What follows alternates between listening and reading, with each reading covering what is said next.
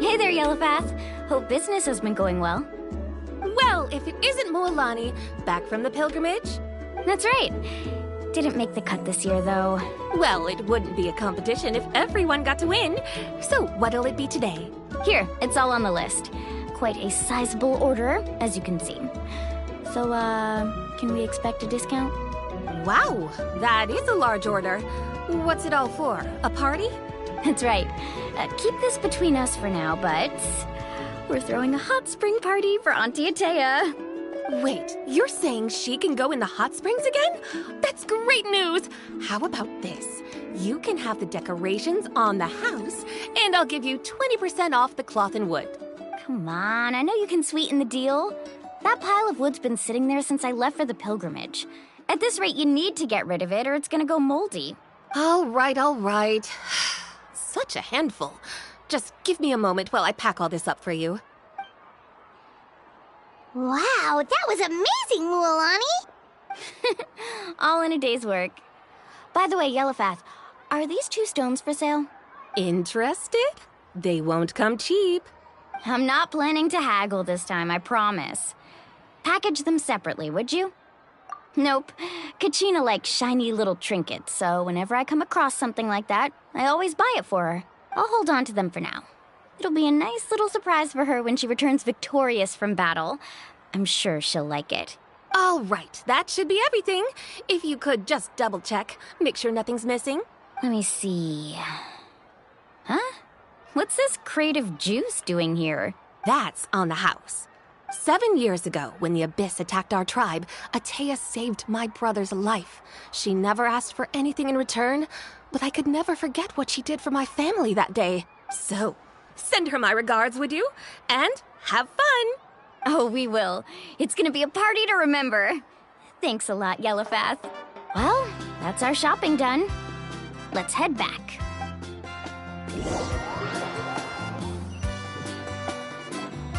We're back! How's everything going? Wow, this place cleaned up nice. You got the water unblocked too. Good work. I would hope so. We spent all day clearing out debris from the bottom of the spring.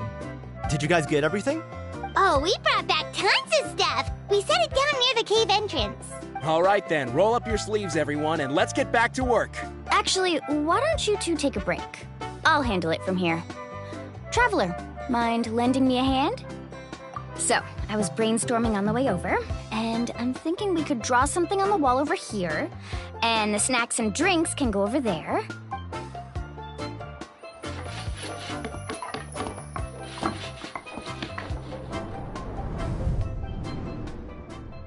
So, what do you think?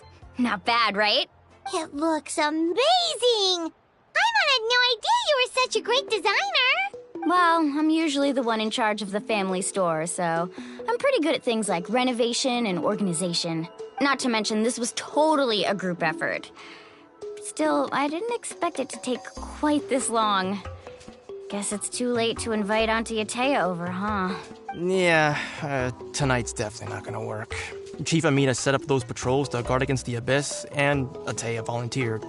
So she's on watch tonight. I see. Well, guess the surprise will have to wait until tomorrow. This could actually be a good thing.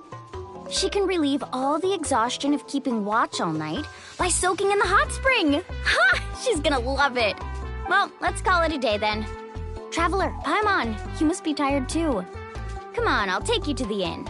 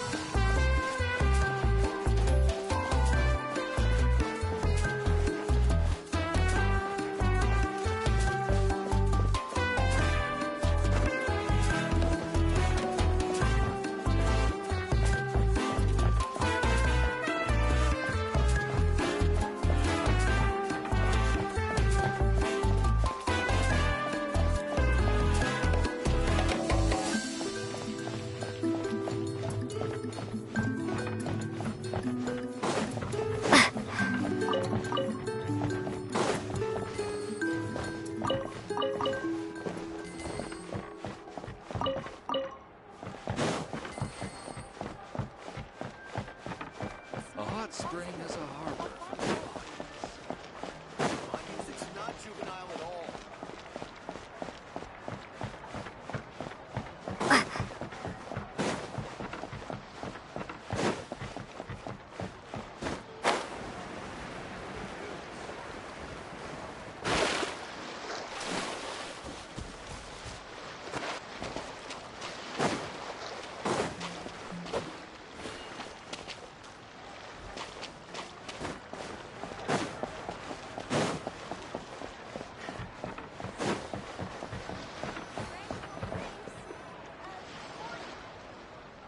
All right, this is it. Get a good night's sleep, okay? I'll see you tomorrow. Yep, good night! Paimon's exhausted. We really went all over the place today, didn't we? Anyway, we need to be well rested for the party tomorrow, so let's head inside.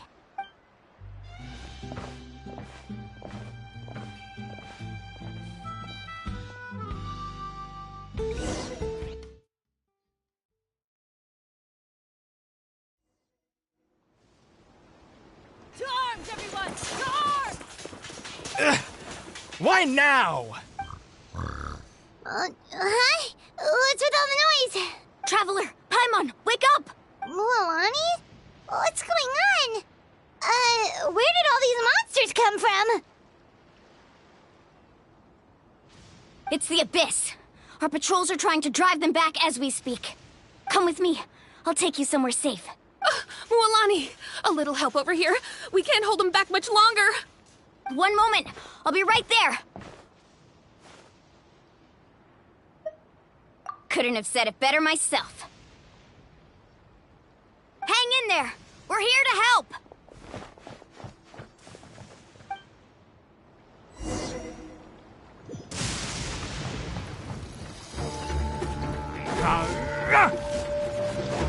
Let's ride.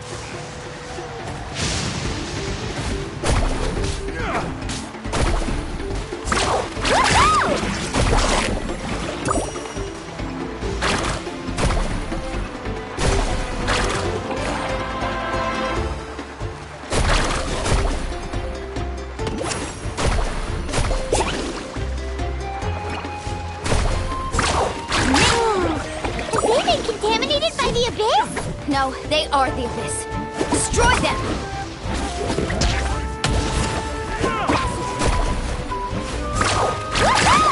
Let's round them up!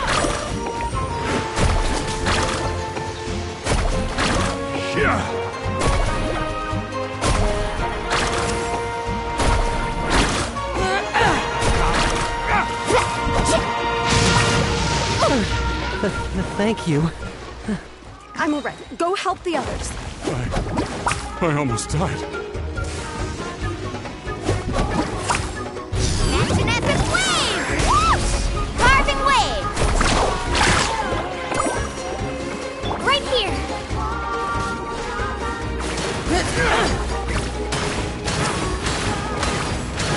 Tide rises!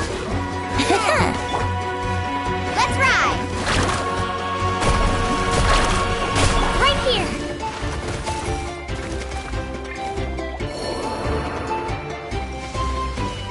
Let's round them up! Propagate! Scatter!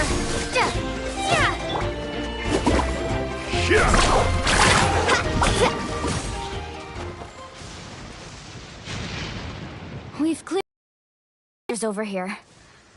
Thanks for your help. It would have taken me ages on my own. Looks like we're still in for a long night, though. We still have no idea where these creatures are coming from. Let's go ask Amina. She'll have a better handle on the situation.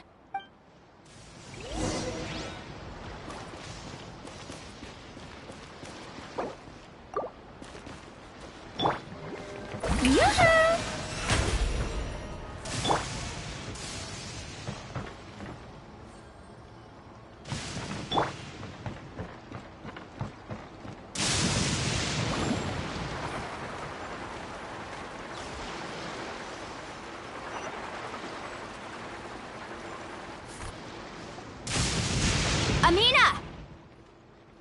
Oh, it's you three. Thank you for helping clear out those monsters. We were prepared for an attack, but we didn't have enough people to prevent them from breaking through our defenses. No casualties so far, though. Where'd they come from this time? The east side. We've pinpointed the position of an abyssal pylon, but we don't have enough manpower to take it down. An abyssal pylon? What's that? A kind of gate created by the Abyss. One that allows monsters from the Night Kingdom to enter the physical world. The only way to end the attack is to destroy the pylon as soon as possible. Otherwise, the endless hordes of monsters will exhaust our defenses. Exactly. That's what I'm most concerned about. Their numbers suggest there might even be multiple pylons in the area. We're searching for them as we speak. All right, we'll go seal off the one to the east. Traveler, Paimon, can I count on your help again? Of course! We can't just sit back and do nothing! On behalf of the people of the Springs, you have my thanks. We're counting on you. Let's go. There's no time to lose. Take care, Amina.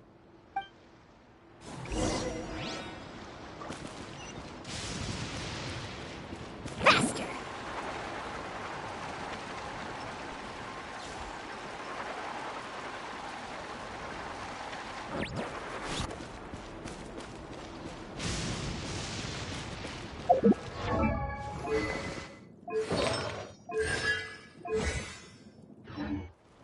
Carving waves!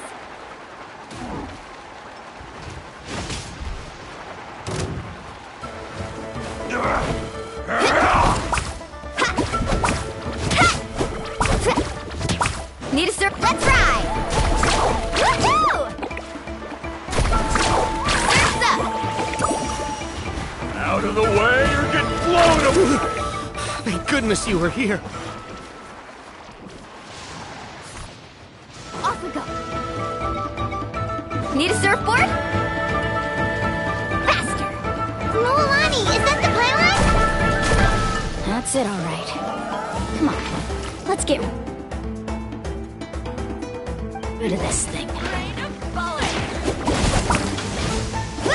Out of the way or get blown away! Let's ride! Amazing!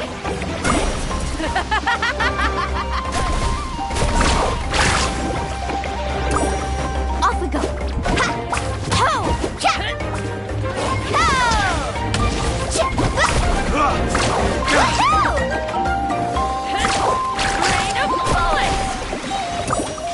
Check this out! Best of luck! Out of the way or get blown away! Need a surfboard?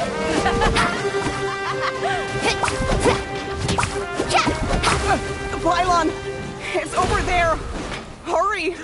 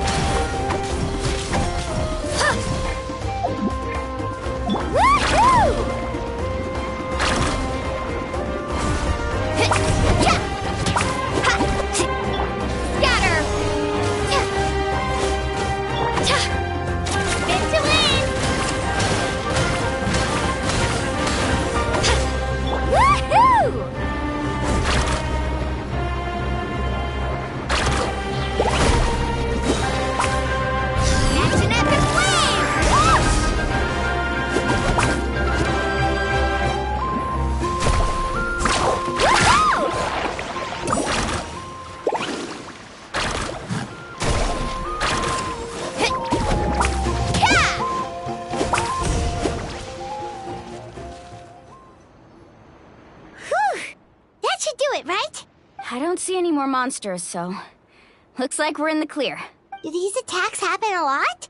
Must be hard on your tribe. Yeah, it makes things hard sometimes, but...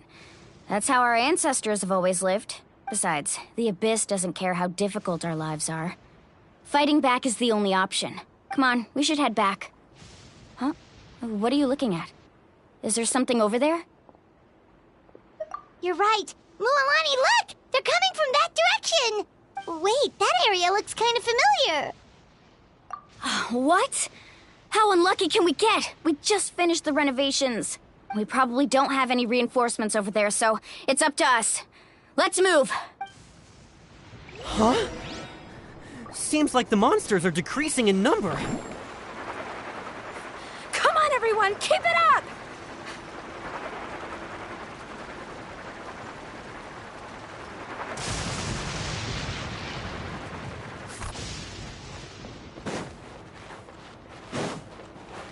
Off we go!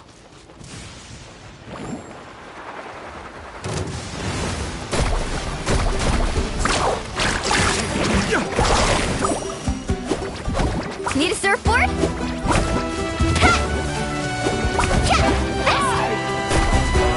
Rising! Surf's up!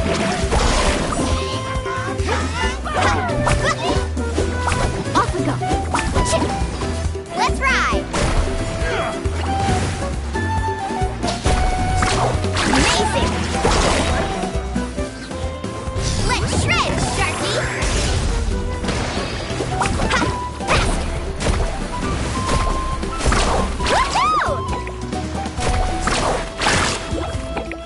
Need a surfboard? Ho!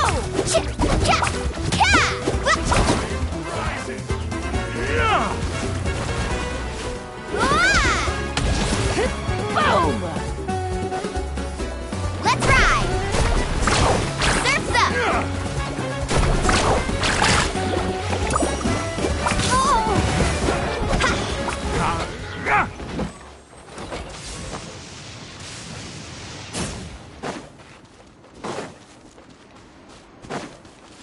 Carving waves!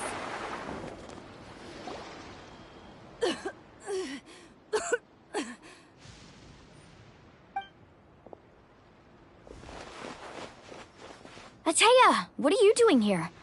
Where's the pylon? Where do you think? If I'm here, means that thing is long gone. I was in a hurry, so it's not my best work. You should check if all the important stuff is still here. Stop talking for now. That wound looks bad. The abyssal power is corroding your body. Is this the right area? Hello? Anyone there? Mulani and Ateya. What's going on? We were told the second pylon was over here. Ateya took care of it, but she's injured. Quick, someone get a doctor! All right, stop fussing. Don't you think I know my own limits? The main thing is they didn't destroy anything. This is a beautiful hot spring, by the way. I can tell how much work you put into it. Wait, no!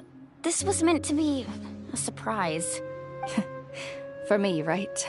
I know. Ateya! You think I couldn't tell you were avoiding me on purpose? Not one of you stopped to say hello today. It couldn't be more obvious that you were hiding something. And you, Mualani, were you the one that brought the snacks? How many times have I told you? You have to choose them based on the temperature of the water. Forget about that. The doctor's almost here, and you're gonna get all better. Then we can have a meal together, and I'll help you make whatever you want, okay? You just have to hold on.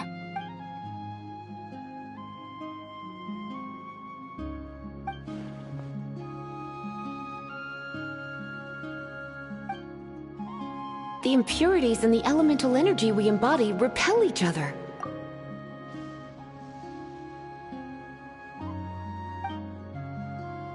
What? The crystal has been purified? When? The anguish he feels has brought him to tears. I also came across a teardrop crystal. Can you purify it? Atea! Atea! Wait, what do you mean?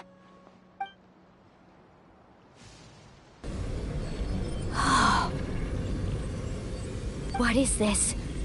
Some sort of purification?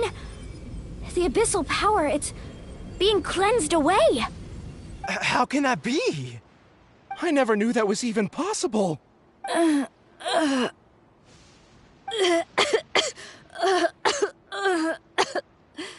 Atea! The mark of the abyss. It's gone. Yes, thanks to the Traveler. By the way, Traveler, are you alright? I just saw you purify abyssal power from Atea's body. That didn't injure you in any way, did it? You're sure? Good. Good. Thank goodness. You scared us all half to death just now.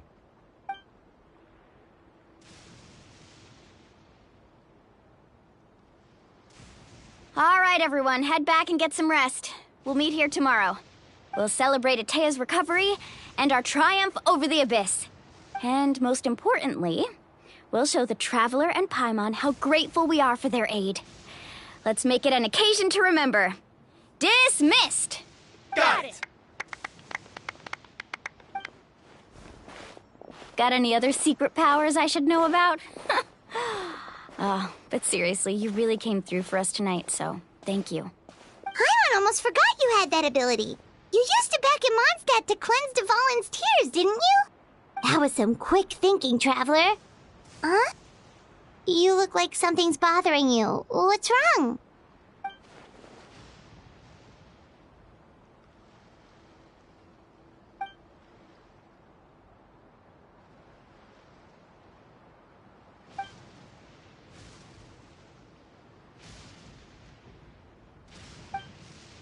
Abyssal power still exists within her body.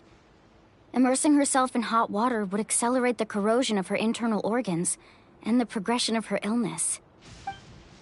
We think Auntie Atea's illness has taken a turn for the better. She could never come into contact with hot water before, and now she's visiting the hot springs every night. I mean, it's pretty obvious what that means, right?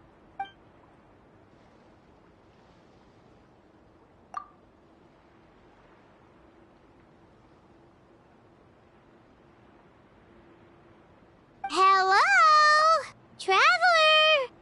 Maybe you can zone out some other time because Paimon can barely keep her eyes open. Let's head back for now.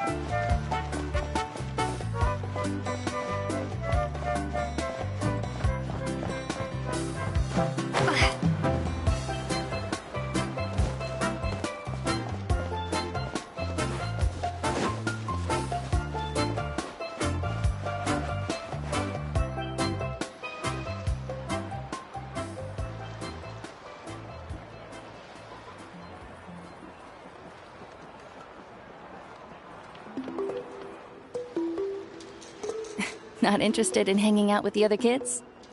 Snacks not to your taste? Hot spring temperature too high? None of the above, huh? I heard you were the one who cleansed the abyssal power yesterday. You sensed it, didn't you? I was hoping to keep it a secret for a few more days. Didn't want to ruin the celebrations and all. But looks like it was no use. Hey, kid! Who, me? Yes, you. Come on. Let's go for a walk. Hey, where are you going? Did something happen? Just going to get some air. It's too noisy in here.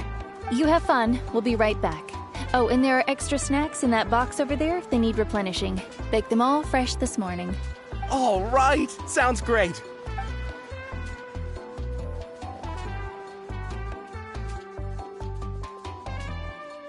Mualani, Yeah?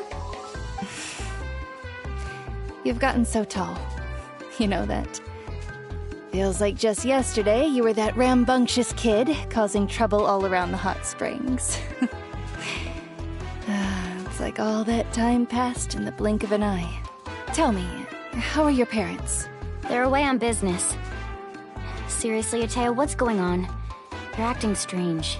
Traveler, did something happen? Both of you seem a little off today. I guess I should explain.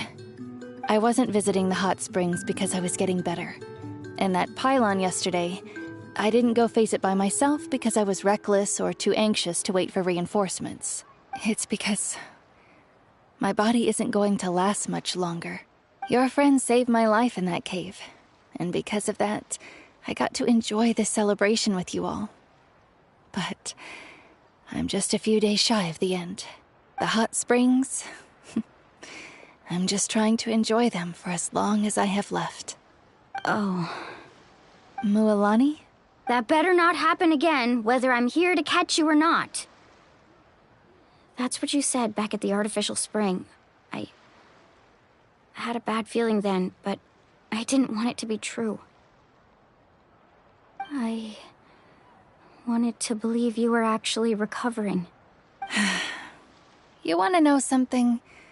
Recovery, death, to me, the two aren't all that different. Both are worth celebrating.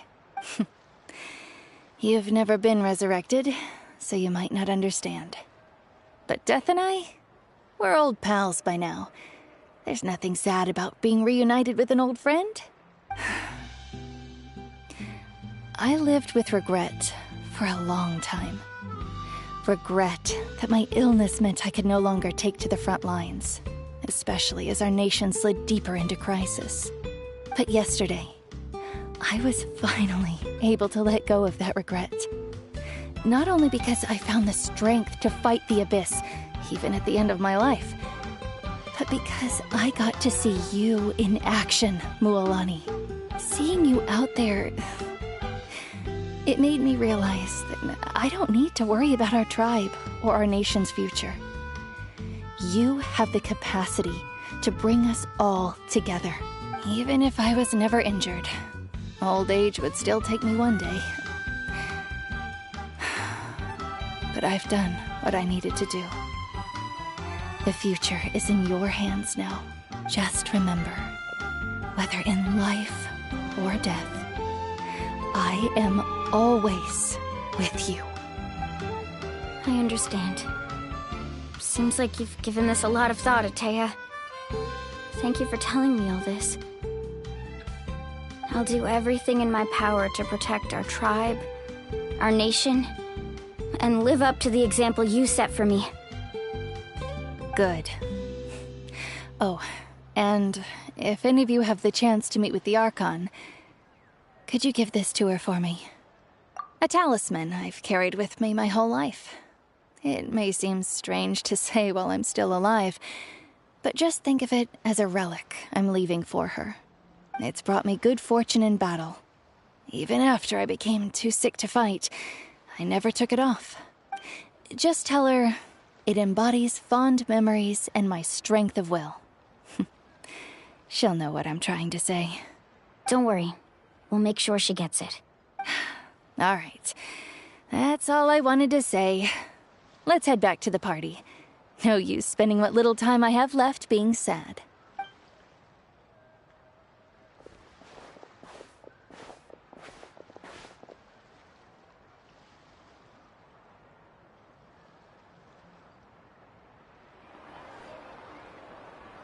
Traveler, Atea, Mualani! If you don't hurry up, there won't be any snacks left!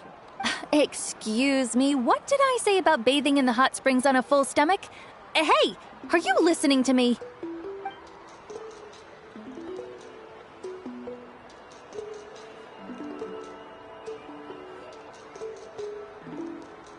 Life is a journey in which there's no turning back. So forge ahead and don't hold back.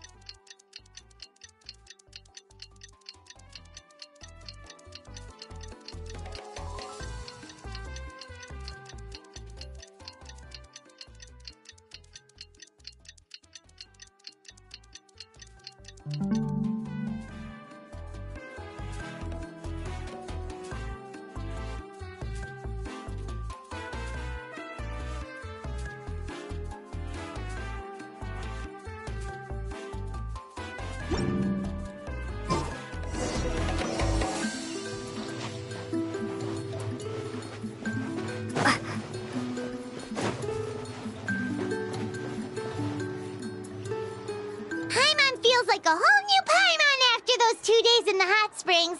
The Abyss kind of threw a wrench in our relaxation, though. Still, spending time here really has felt like a vacation. The Kaholosaurs are so nice and so fun to play with. Their bellies are super bouncy. Oh, and Atea's snacks were so delicious. She gave Paimon some for the road just this morning, actually. Yelling at some kids who got caught throwing stones in the hot springs, so not much has changed since we first met her. Hey, you guys. Sleep well last night? Yep, this area is so nice. Glad you like it. I was thinking of taking you guys out to do some sea fishing. Later tonight, we can eat whatever we catch. Fresh fish is absolutely delicious right off the grill. Hey, Mualani! Yeah? What do you need? The team sent out to fight in the Night Warden Wars has returned. And Kachina? Is she back as well? Kachina fell in battle. But don't worry, the team was victorious, so the Rite of Resurrection will be held in the stadium soon. That's a relief. The Abyss is cunning, and it was her first time. Mistakes are bound to happen. Exactly. She deserves to hold her head up high. All right, thanks for letting me know. We'll head out in a bit.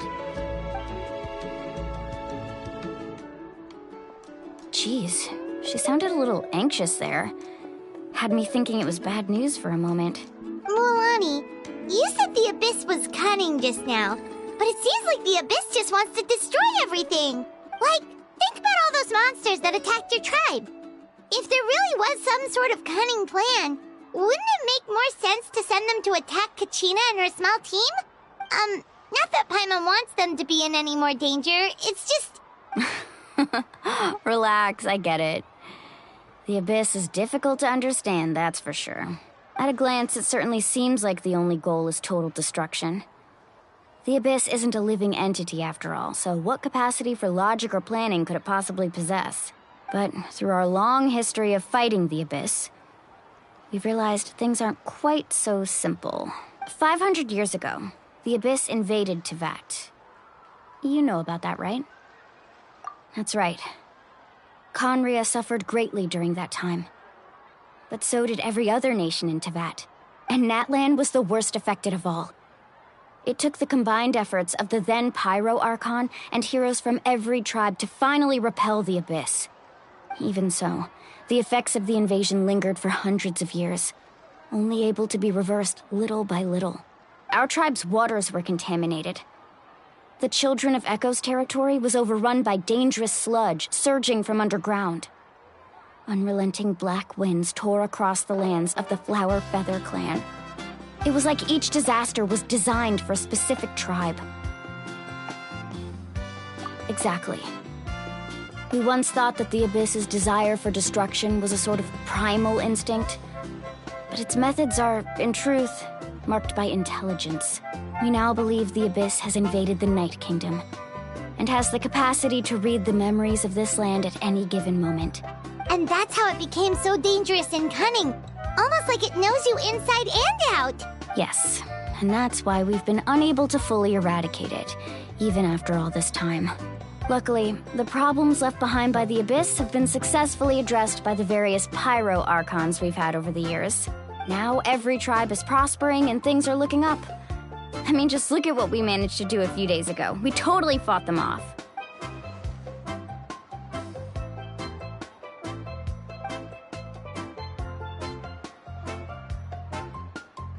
You must have had to sacrifice a lot to get to this point. Every battle, every sacrifice is in pursuit of a future where we get to stop fighting. Responsibility, duty, unavoidable burden. Everyone in Natlan views the war differently, but I believe we will be rid of the Abyss one day. And the efforts of all who fought against them will become a story for the ages. To think that my name could survive in ballads passed down to future generations, it's kind of romantic. Everyone has something that drives them forward, you know?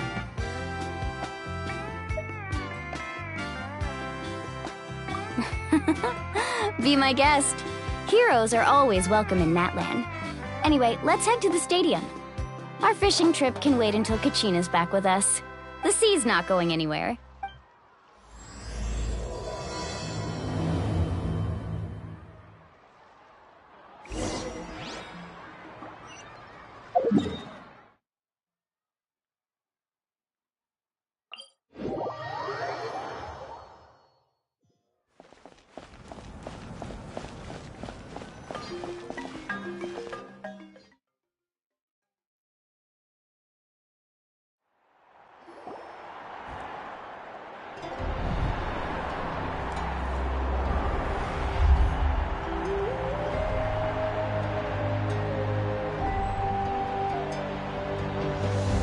Whoa, this place is packed already!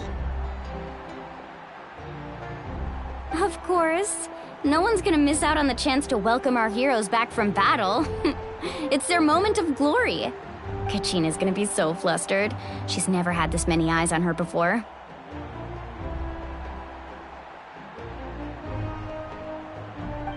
Yeah, she doesn't seem like the kind of person who likes being the center of attention. Looks like I'm just in time. Kinich, you're here! Yeah, a commission ran longer than expected, but I made it. I heard about the incident with your tribe, Mualani. Is everyone all right? Yeah, it's all taken care of. Our new friend here's got some tricks up her sleeve, by the way. She's just as strong as Kachina made her out to be. Hey, look!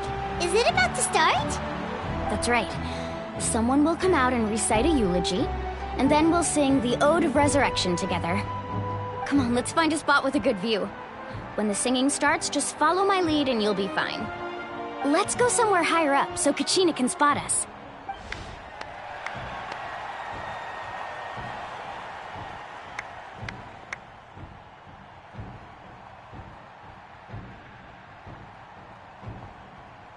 Warriors of Natlan, heed the call of life. We are the inheritors of memory and legend. Those who grew alongside sun and wind. Those who forged our own destiny and future. That is Natlan's fire, the lifeblood of our nation.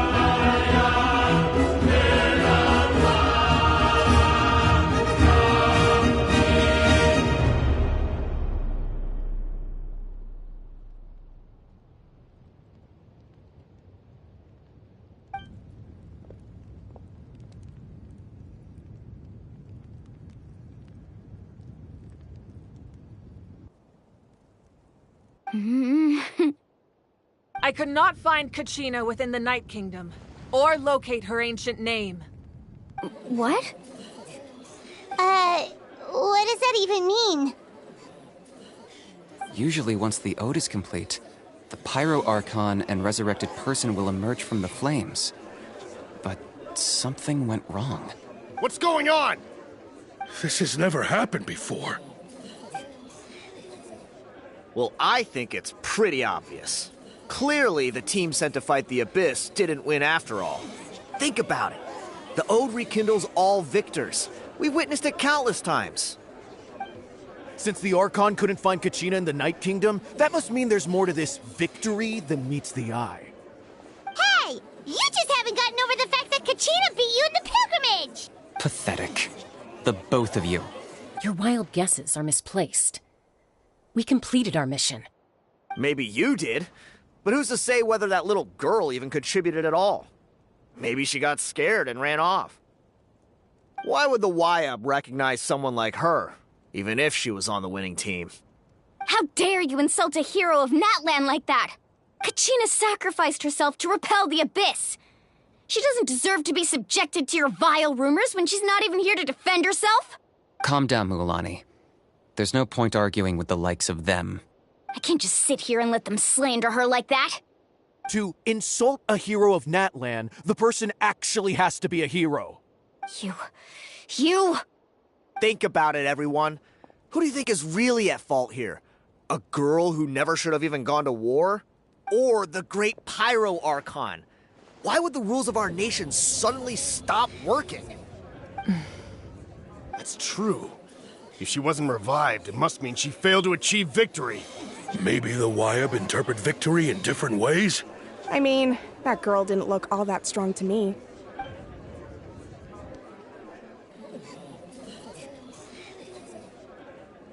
Kachina wouldn't have run! That's not like her at all! No, she's been waiting for this moment for too long. No matter how daunting the situation, no matter how scared she might feel, she's always the first person to stand up and face it head on. We don't even know what happened. So don't you dare try to use this as an excuse to vent your anger or slander her reputation. Fine. We'll find out what happens soon enough. Then, we'll see who truly deserves glory. That's enough. There is no doubt about today's victory, or Kachina's part in it.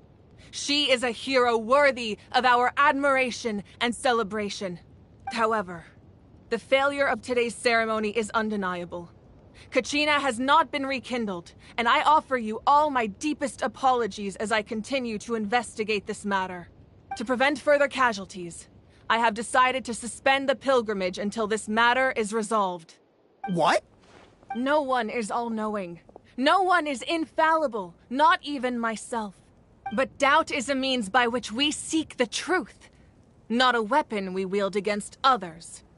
I didn't mean it that way, Archon. If there are things you wish to clarify, then ask me directly.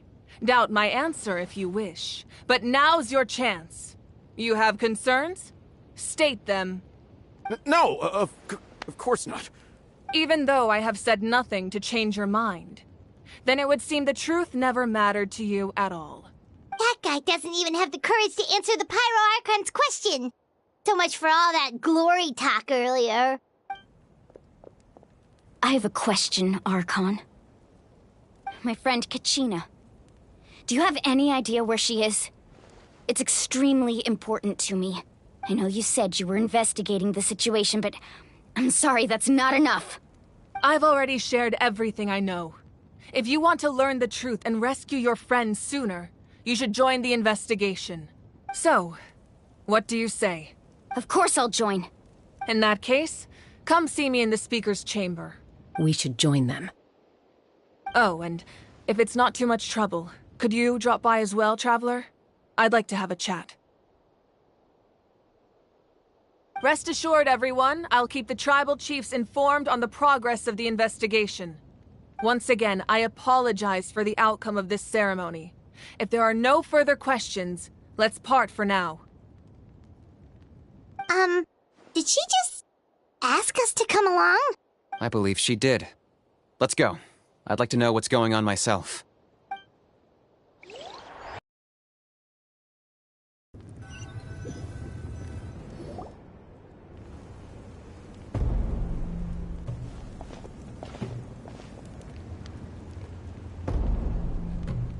The situation is urgent, so I'll get straight to the point.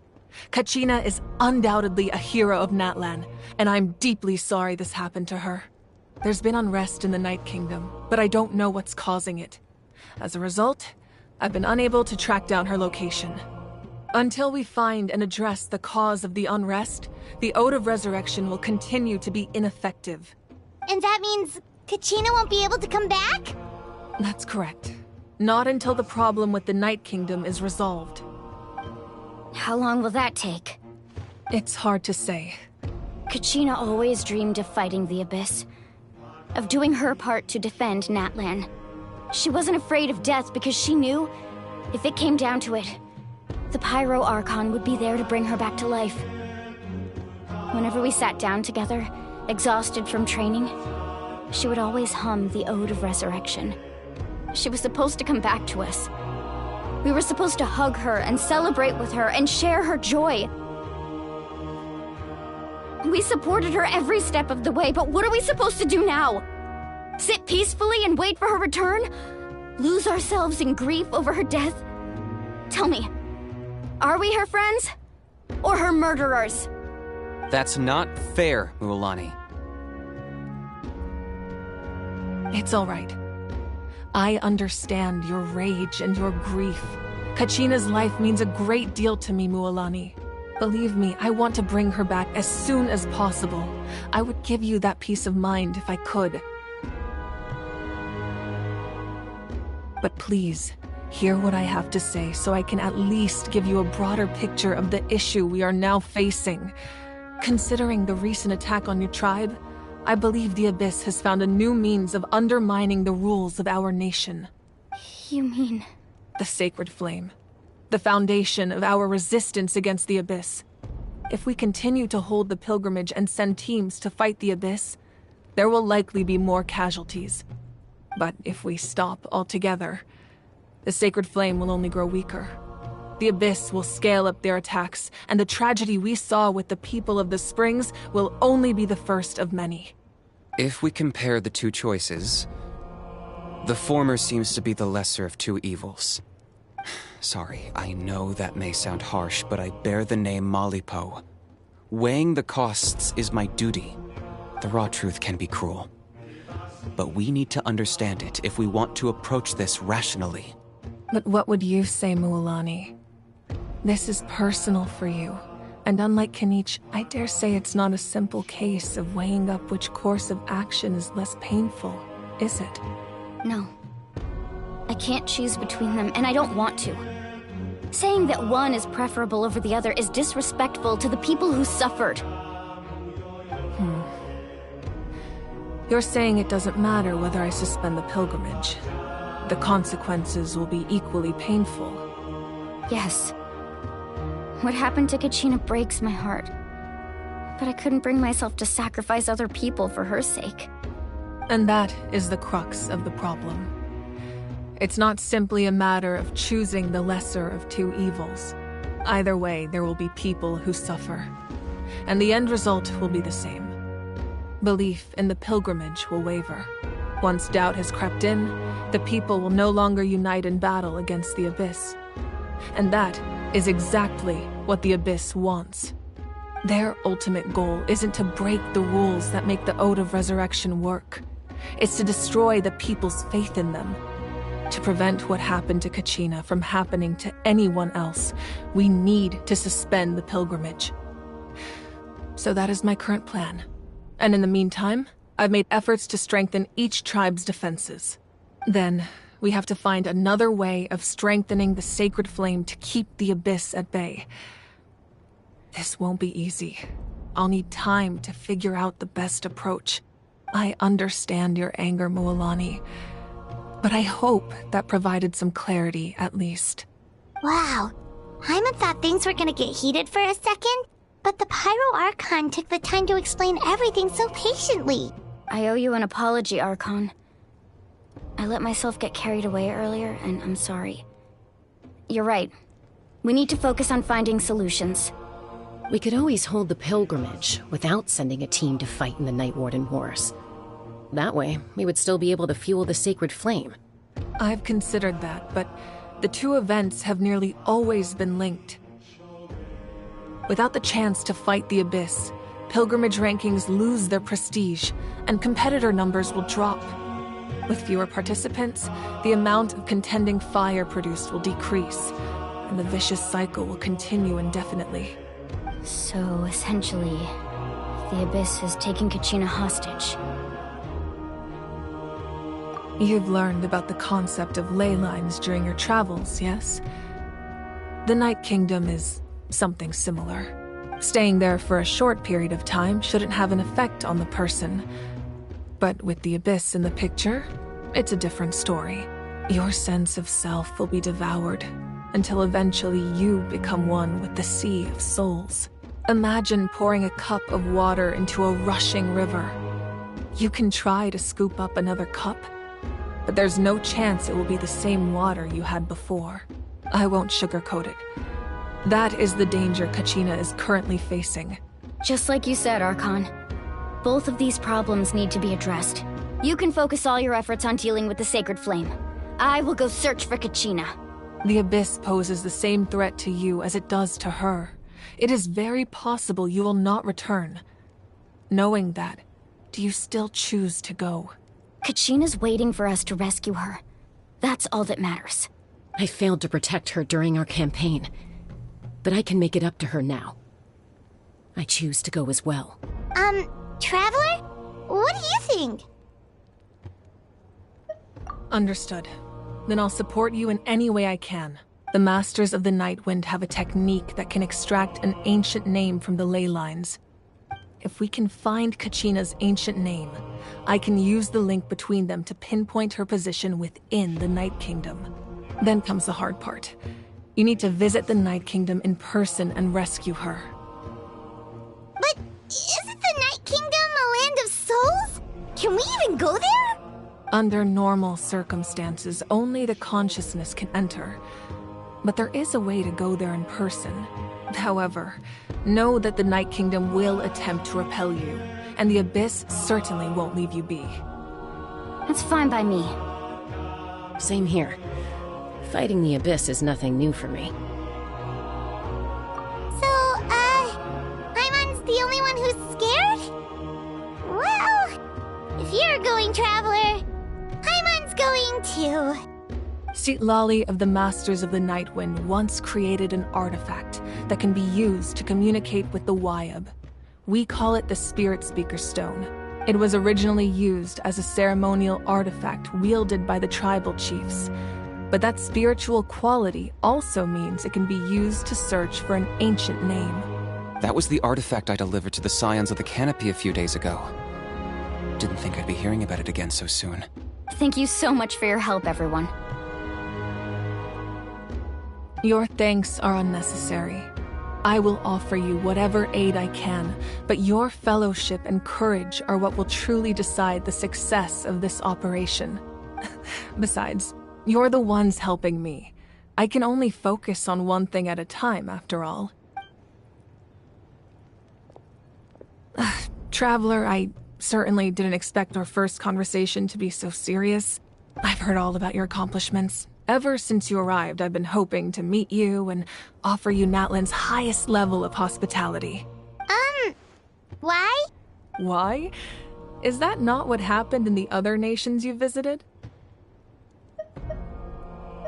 Yeah, things were pretty complicated at the start.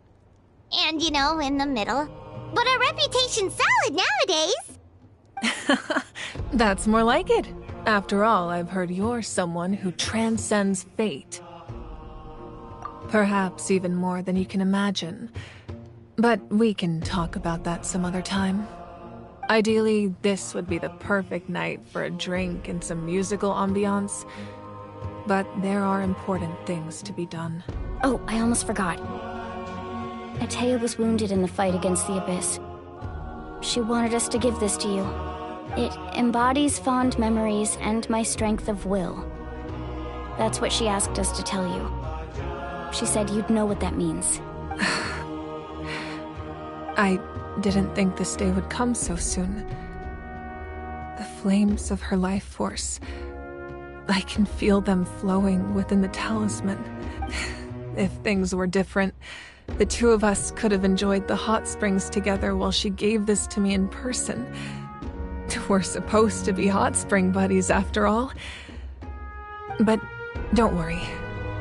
This talisman means a great deal to me. I'll take good care of it. And once this is all over, I'll pay Atea a visit.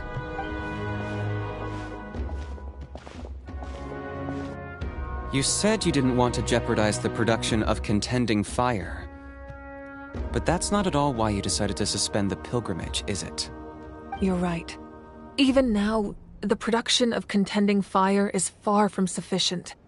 The gradual corrosion caused by the Abyss has resulted in a massive shortage of pyro energy, and we're currently at the breaking point, as things stand. The pilgrimage is a lost cause. Suspending it allows us to save our strength to defend the tribes.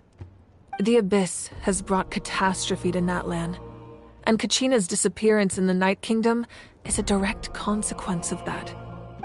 We can't let the general public know that. No. If the public learned that Natlan's destruction was close at hand, there would be immense panic. But if I said nothing at all, they would have continued to question the integrity of Natlan's heroes. Another simple choice. The latter was clearly the better solution. But you chose otherwise. I have never subscribed to the belief that the right choice is the one with the fewest sacrifices. Let's go. There's still a way for the sacred flame to last a little longer. You mean? Yes. Come with me.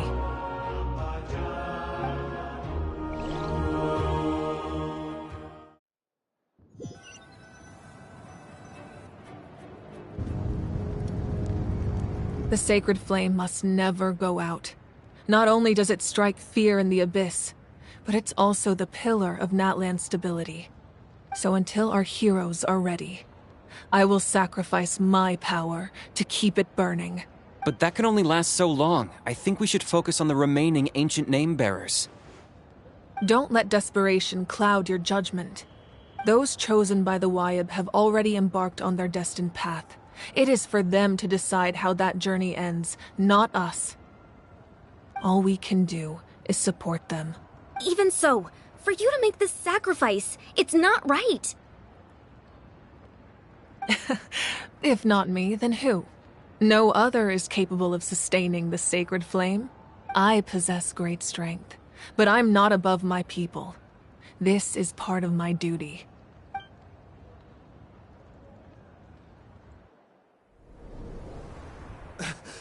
Archon! It's the Fatui!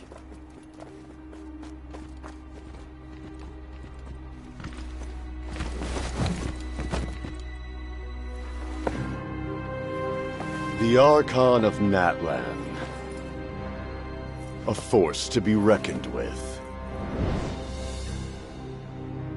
The secret of the ley lines is no secret to me. Long have they been destined for ruin. And since the oath made 5 centuries ago remains unfulfilled, what use is the Gnosis in your hands? I don't know what you mean.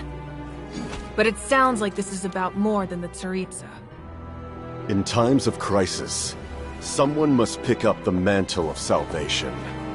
Your plan has reached an impasse, and now it falls to me to create new rules for Natlan. But before the dawn of a new age, the old must be destroyed.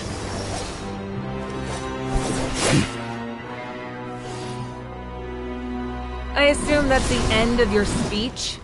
Good. People like us. Let our blades do the talking!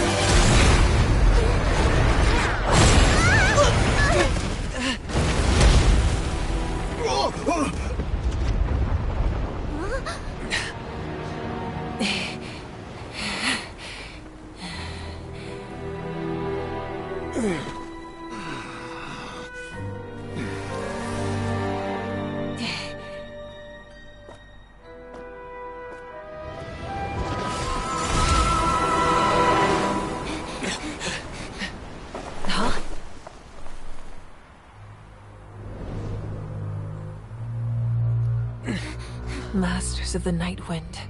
Send word. The captain and his followers must be apprehended.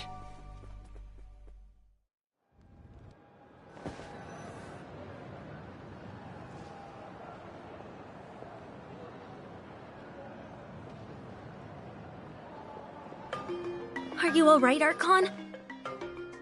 He was a formidable opponent. Exactly what I would expect from the first of the Fatui Harbingers. I never imagined someone could match you in combat. If the Tsaritsa sent him here, why would he bring up what happened 5 centuries ago? Yeah. And how much does he know about Natlan? The Harbingers are all driven by their own personal goals. The only purpose that unites them is collecting the Gnosis. But I'm sure the captain has his own reasons for being here as well. Whatever his motive, we should shift our focus to the Fatui. If they attack again, and we're not prepared, we're done for. No, we're running out of time. The wound I inflicted should hold him back and weaken him for the time being. Besides, I'm sure you noticed, the power that came to his rescue just now came from the Masters of the Night Wind. In other words, there are traitors among us. Not necessarily. This could prove to be a very valuable turn of events. When we exchanged final blows, I sensed an unusual presence within him. I'll need to investigate further. Kanich, go to the Masters of the Night Wind and look into who could have aided the captain. Speak to Citlali. She should know. Of course, I'll head out right now. Do you still intend to... Yes, but fear not.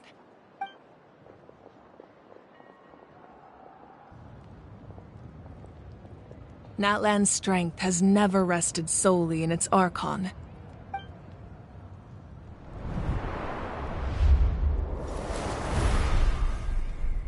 Together we foresaw the only path that leads to our nation's future. We must trust in that vision now.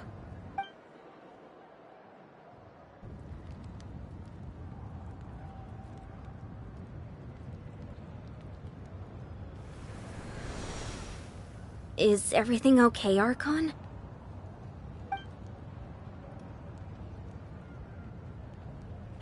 Completely fine. Just lamenting the fact that I never got a picture when I could still turn my hair into flames. Too late now. I just hope the others have a safe journey.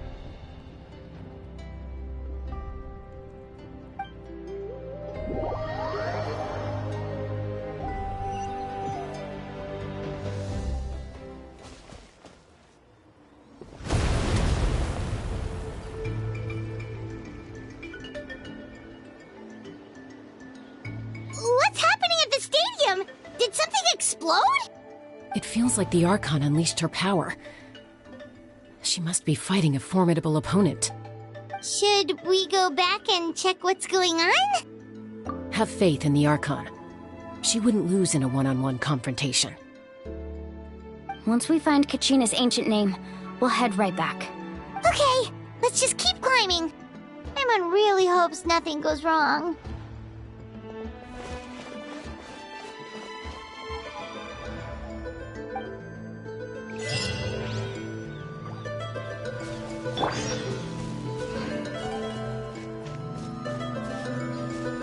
Let's go, Twirly!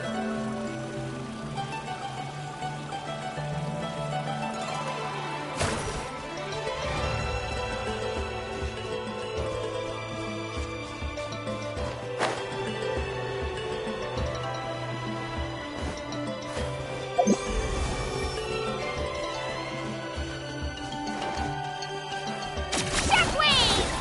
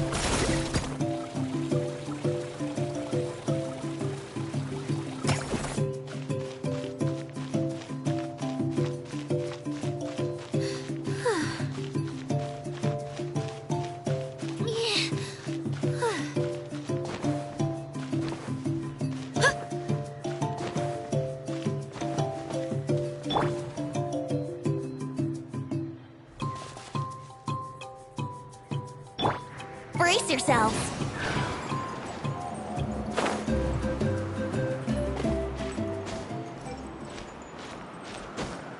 Right here.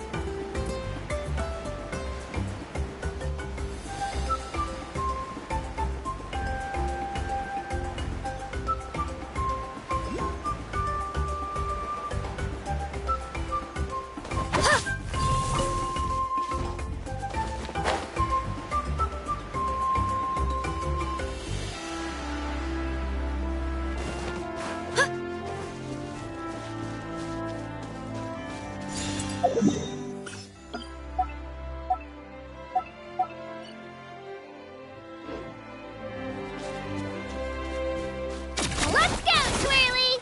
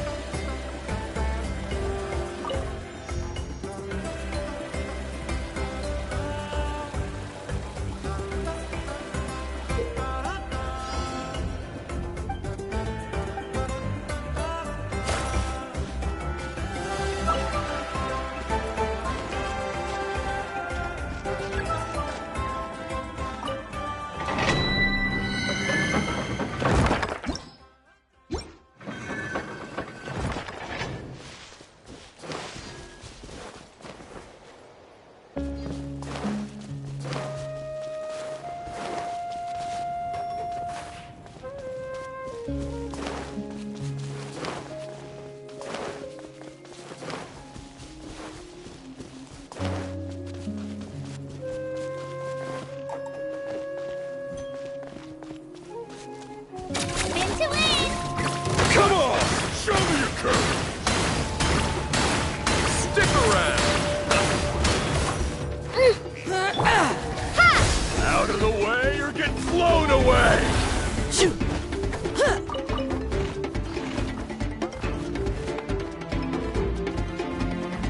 Stick around!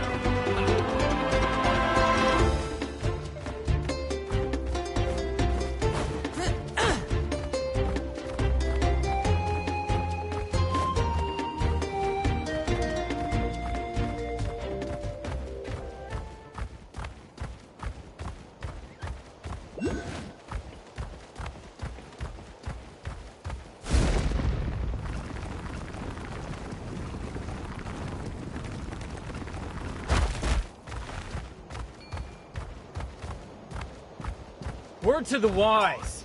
Stand down. No? All right, then.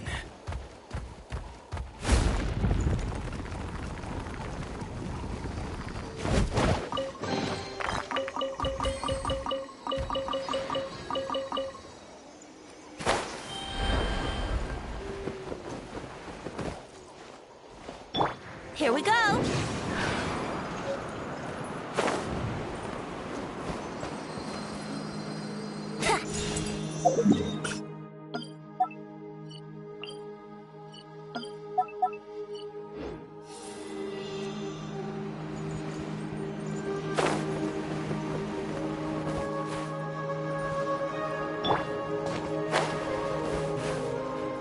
Prepare yourself! Gotcha! Clench your teeth! Let's round them up!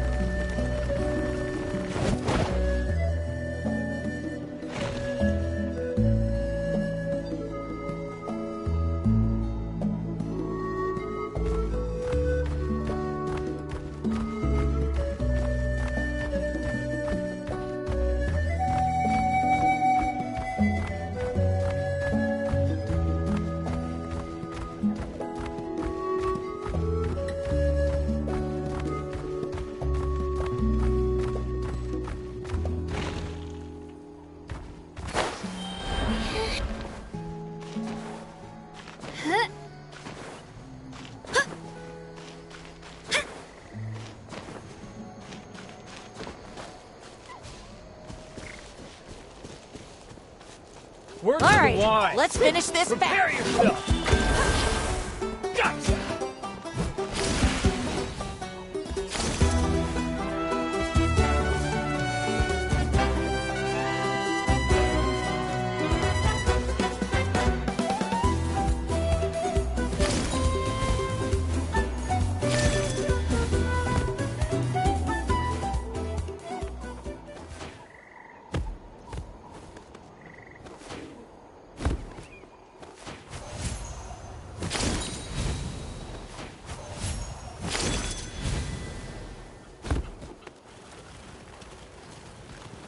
Clench your teeth!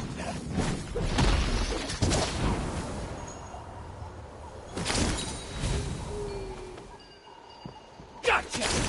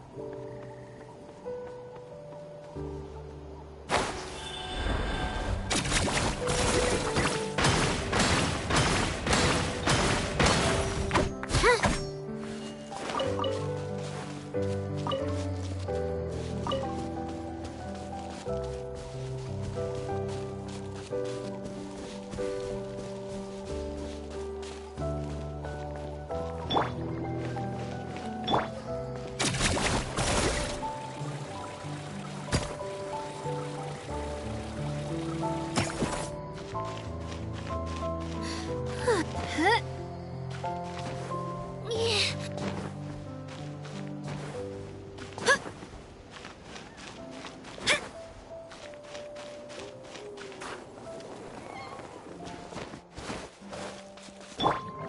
a pose!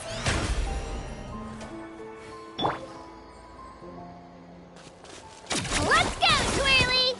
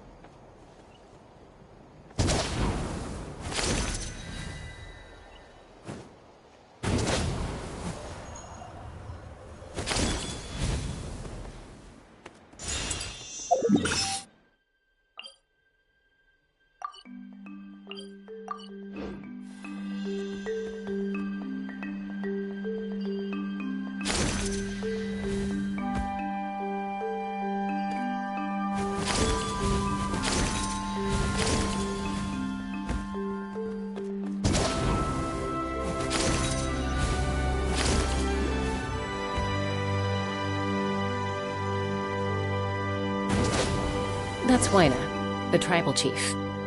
Let's head over to him.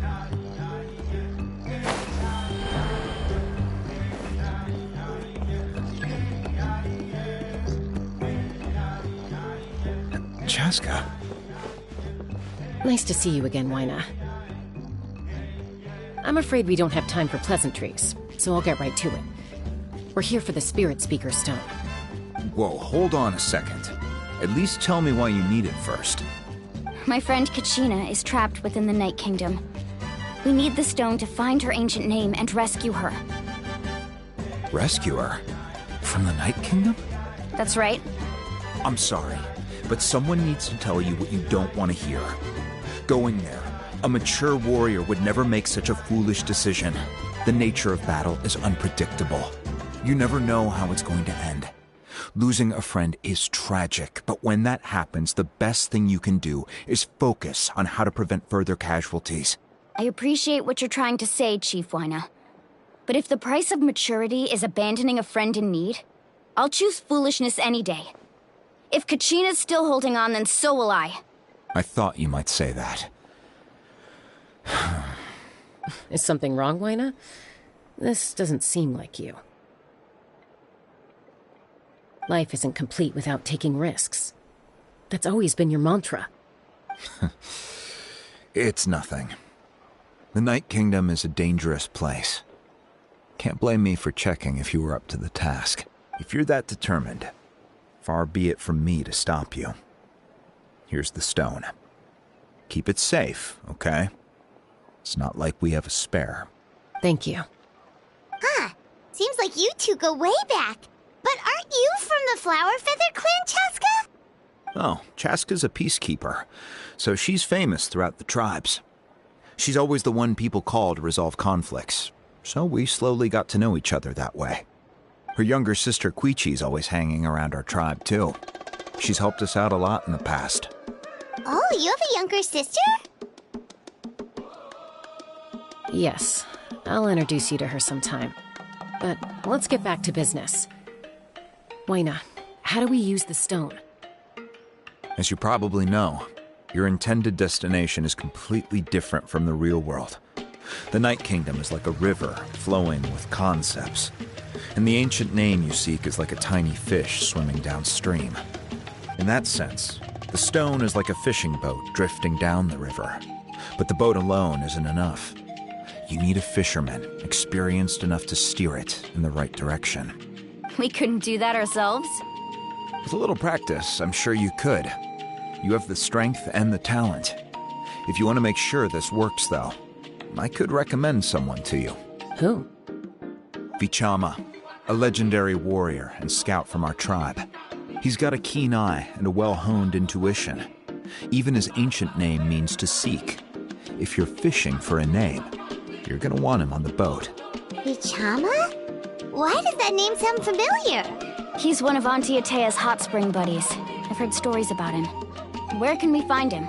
Ever since Malco passed, he spends most of his time gazing out at the scenery from the cliff tops. Follow the path that way, and I'm sure you'll find him. Thank you. We'll go look for him there. Good luck. I hope everything goes well.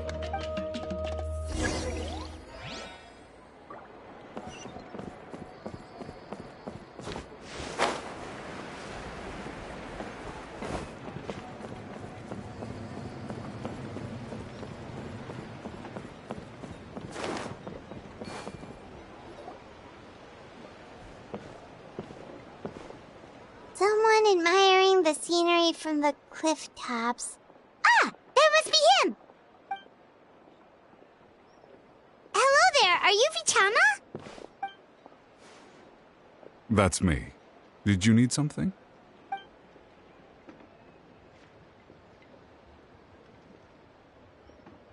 What? You're saying you can bring someone back from the Night Kingdom? How is that even possible? No, if you really think about it, anything's possible in that kind of place. But that would mean... Are you okay? You don't look so good. Everything's fine. I'll help you, but I do have a small request. After I help you find Kachina's ancient name, I want to use the stone to look for my friends as well. Your friend? Oh, why not mention someone named Malco? Is that who you're talking about? Yes, but I'd rather not get into it if it's all the same to you. That's not a problem. We agree to your request. Yeah. Since you're helping us find Kachina's ancient name, it's only right that we return the favor. Then we're agreed. Can I have a look at the stone?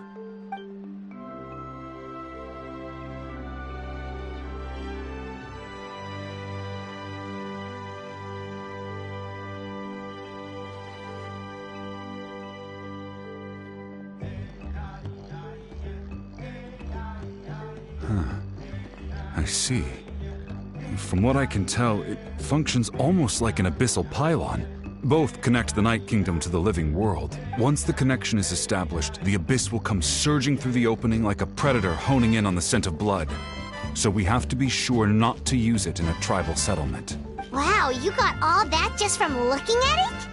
I just picked up on the basics, really. I still have no idea why it works. You said someone named Lali invented this. They must be a genius. I'll go find an open area and start setting things up. In the meantime, I need you to get 2 things for me. We'll go right away. What do you need? First, I'll need some hook ropes. Pretty much every store around here carries them, so no need to go anywhere special. Oh, and I need to build a net out of them, so make sure you get a good amount. Wait, are you saying you're going to use a real net to catch Kachina's ancient name? How does that work when one's tangible and one's not? By creating something tangible in our world, like a net, we can create a connection to a corresponding concept in the Night Kingdom. Basically, I'm going to use the concept of a net to catch something equally intangible, an ancient name. Oh, I see. What about the second thing you needed? Right. I need 2 chunks of obsidian. Once we bring the ancient names into our world, we'll need a place to store them. Normally, you can only get obsidian from the Children of Echoes, but I heard there's a traveling merchant from that tribe around here somewhere, so maybe you can try your luck there. Gotcha! All right, let's split up. See that clearing? Let's meet over there when you're done. Oh, and you can send someone with me if you want. In case you're worried I might take the stone for myself. What do you think, Chaska?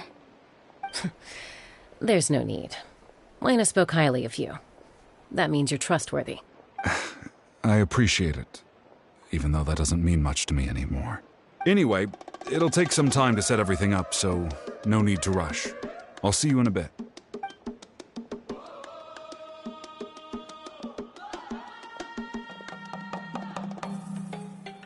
What an odd guy. He seems so defeated, but also really invested in the stone at the same time. I don't have any more insight than you, Paimon. Let's just focus on the preparations for now. Hang on, Kachina. We're coming for you.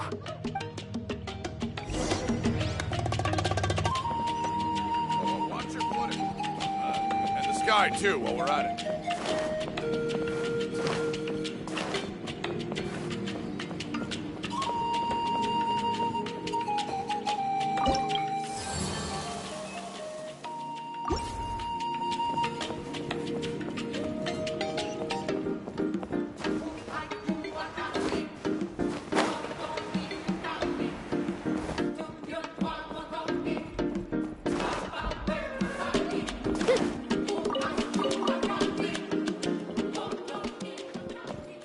Don't get greedy.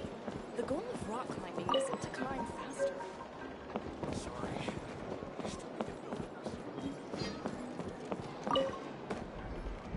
Hello.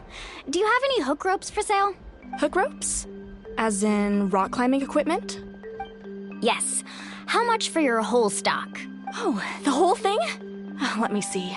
That would be 30,000 mora in total. Deal? Deal. Wait. Really? What, you want me to drive down the price? We just need these as fast as possible. Thanks. Oh, no problem at all. I'll even pass along some information on the house. These ropes are usually used by rock climbing enthusiasts. If you want to learn, Roka's the person you want to ask. All right. That's everything. Here you go. Now we need the obsidian. Let's go talk to the traveling merchant Bichama mentioned.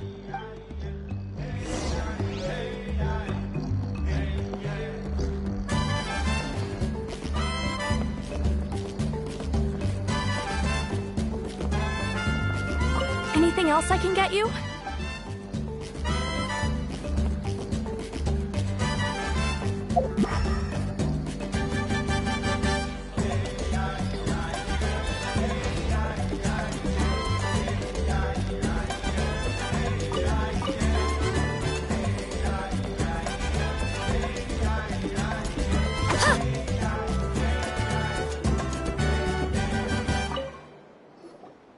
Excuse me, do you sell obsidian?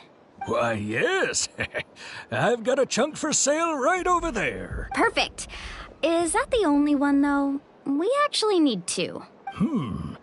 That might be tough. Tell you what, I'll take a look through these boxes over here, and we'll see what we can find. Thank you so much. We'll wait here.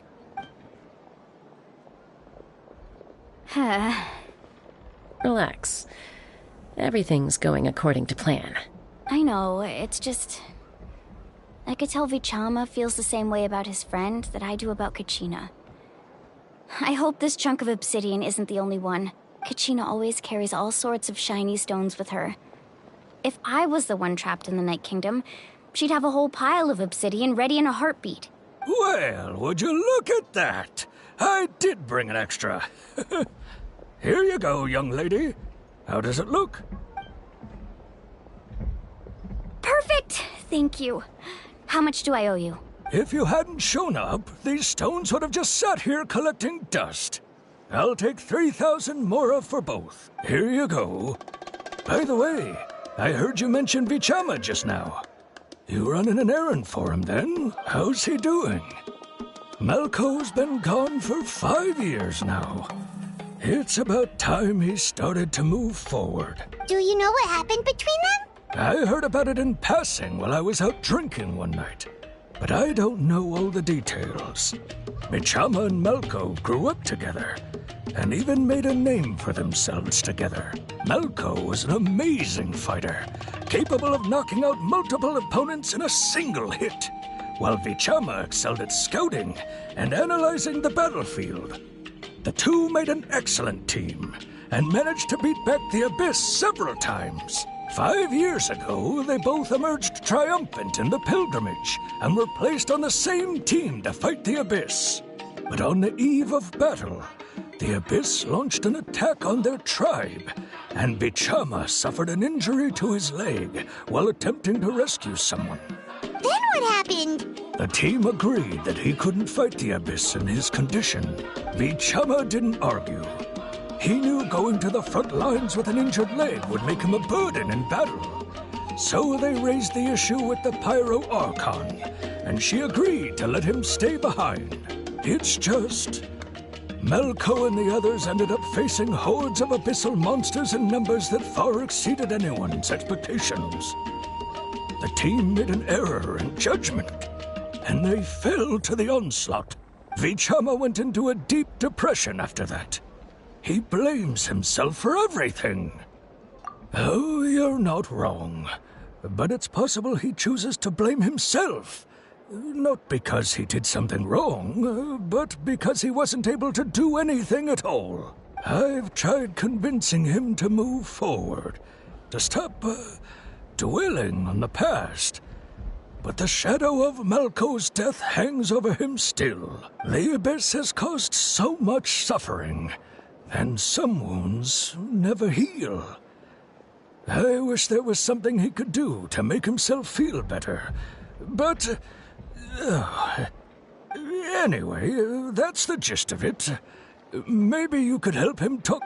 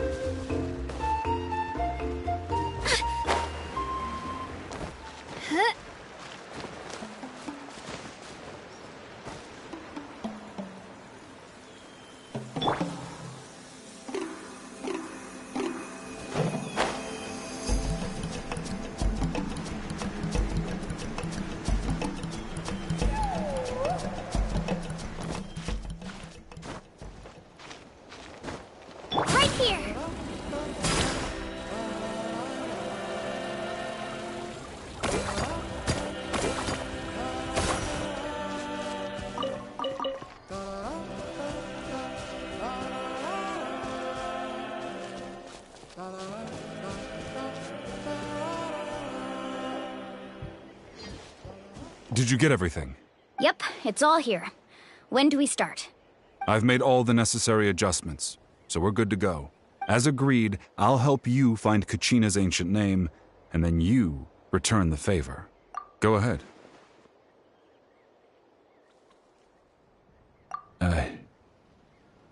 Yes. After Malko fell, I scoured the battlefield to see what happened. It turned out he wasn't bested by some impossibly powerful foe. He was dragged to his grave by the sheer number of enemies. If I had been there, I would have been able to sense the danger. I could have warned them not to advance. I've always blamed myself for what happened. But when you told me about Kachina, I realized there's a chance Malko might also be alive, fighting for survival in the Night Kingdom. But that happened several years ago, right? The Pyro Archon said all life within the Night Kingdom eventually becomes one with the Sea of Souls. There might not be much hope, but I still have to try. Malko and I promised each other, even if we never managed to root out the Abyss for good, we would fight together until the end. All right, let's get to it. I'll start searching for the conceptualized version of Kachina's ancient name. If you see any fragments scattered around the area, please collect them.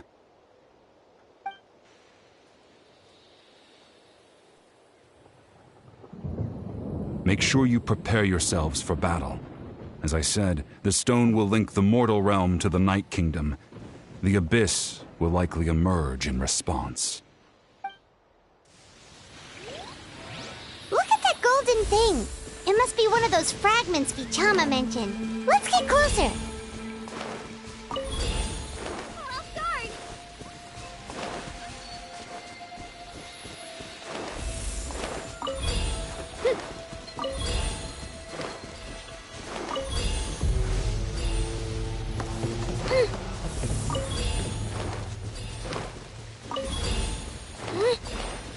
Whoa, monsters incoming! Watch out, everyone!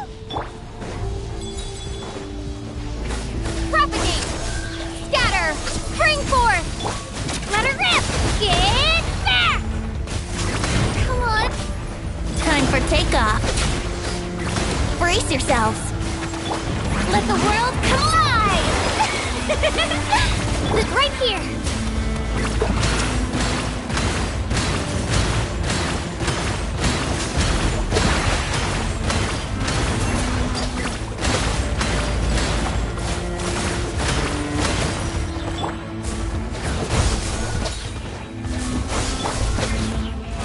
How brilliant!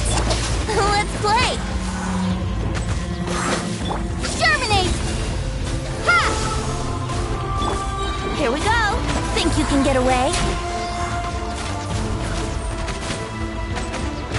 Yeah! Ha! Ha! Ha! Yeah! Ha!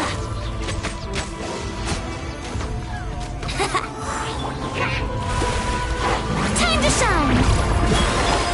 Scatter!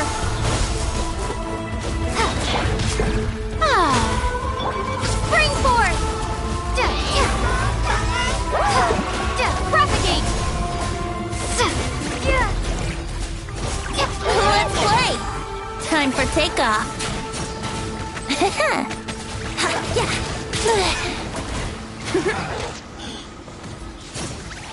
How much longer, Vichama?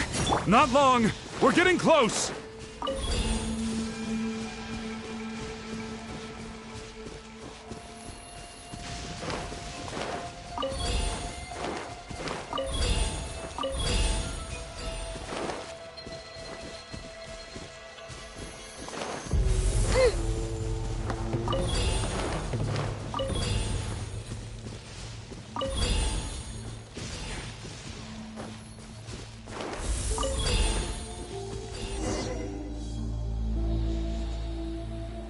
Vichama!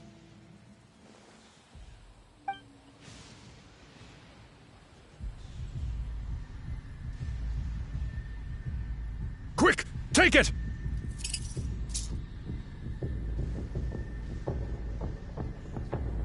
I found Kachina's ancient name. Hang in there, Malko. Just a little longer. Something's not right. The power of the Abyss is getting stronger. The abyss is corroding his body. Vichama, you can't keep going. You'll die. I should have died 5 years ago. I just need a little more time. Please, I'm almost there. Thank you.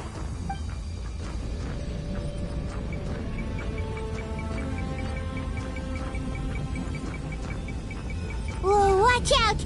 The power of the abyss is strong.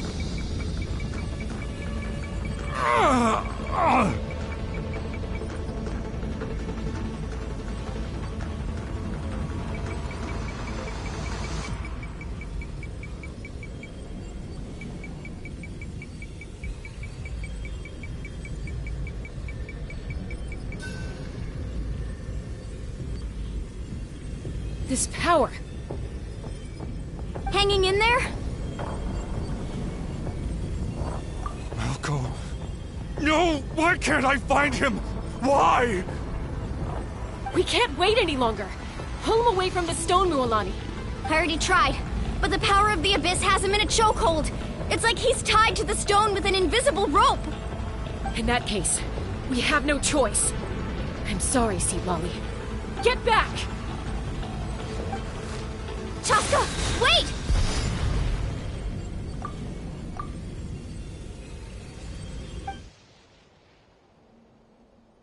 Ouch! What happened just now? It looked like the Spirit Speaker's stone was... The stone's power was spiraling out of control. The only way to stop it was to destroy it. You were all caught in the shockwave of the explosion. You might feel dizzy for a while, but that's normal. Give us a heads up next time, will you? You're lucky we managed to dodge it in time. I thought I said to get back. Yeah, barely a second before you made it go poof. Not everyone has your reflexes, Chaska. We were this close to getting dragged into the explosion. Okay, I'll be more careful next time. At least Kachina's ancient name is still in one piece. Wait, where's Vichama? Vichama! Vichama! I couldn't find Malko's ancient name. It must be completely gone by now. Once your ancient name disappears, there's no coming back. From the very beginning, I knew there was a slim chance, but still. And now... it's too late to save him. From the minute he left that day, it was already too late. Vichama. I'm sure he's heard enough condolences over the years. Let's just give him some space. Huh? What's that in your hands, Vichama? It looks like something's glowing! Huh? This is...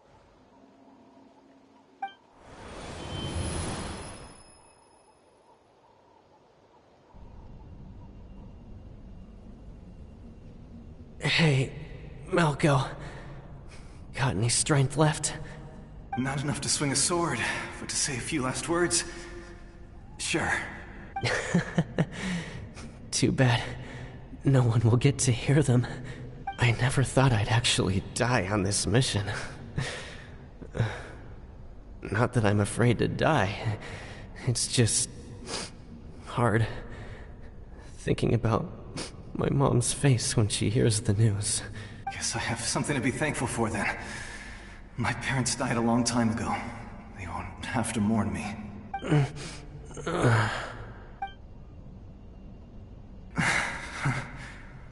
Always had to beat me at everything, didn't you? Right to the end, you were never one for goodbyes. Maybe you're right. Maybe no one will get to hear our last words. But just in case, Vichama, I'm so glad you didn't come with us. Don't be sad. Just keep on living. For the both of us.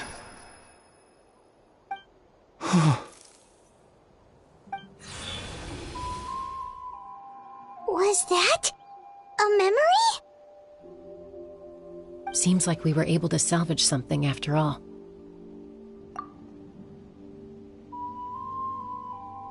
Of course. Seeing him, hearing his voice again, it makes me unbelievably happy. But it also brings with it an even deeper pain. A deeper pain? Why? Malco was always the type to put on a brave face. But in that memory just now, his hands were shaking, and his smile was forced. For all these years, I regretted not being able to fight alongside him to the end. And now I know, at the end of his life, he was thinking the same thing. Vichama! I'm fine. Actually, I heard Chief Wyna wasn't really on board with your plan to go to the Night Kingdom. When you asked for my help, I hesitated too. I knew helping you find your friend's ancient name meant leading you one step closer to danger, but I also understood why you had to try. Everyone has regrets in life, but not everyone gets the chance to make up for them. Once allowed to fester, guilt strips us of our most valuable qualities as warriors. In that sense, we might as well choose the braver path from the very beginning. If I could do it all over again, I would have followed Malco to the front lines no matter what.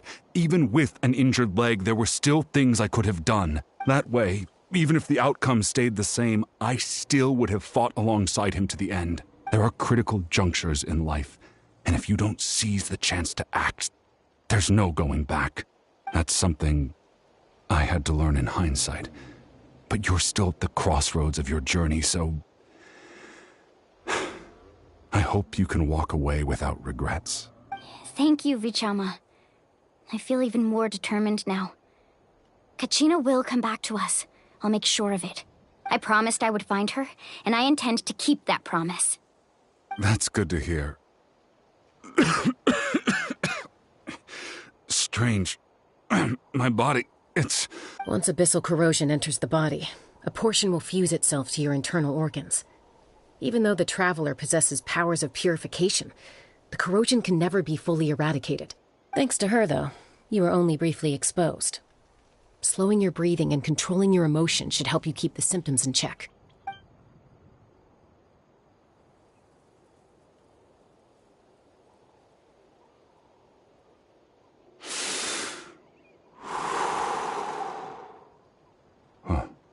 That does make me feel better. You seem very knowledgeable about all this. Just speaking from experience, that's all. Anyway, we've recovered Kachina's ancient name, so we're off to a great start. Let's get Vichama back to his tribe and tell Wyna the good news. And apologize for destroying the Spirit Speaker Stone. We had no choice, though, so he'll probably understand. Right?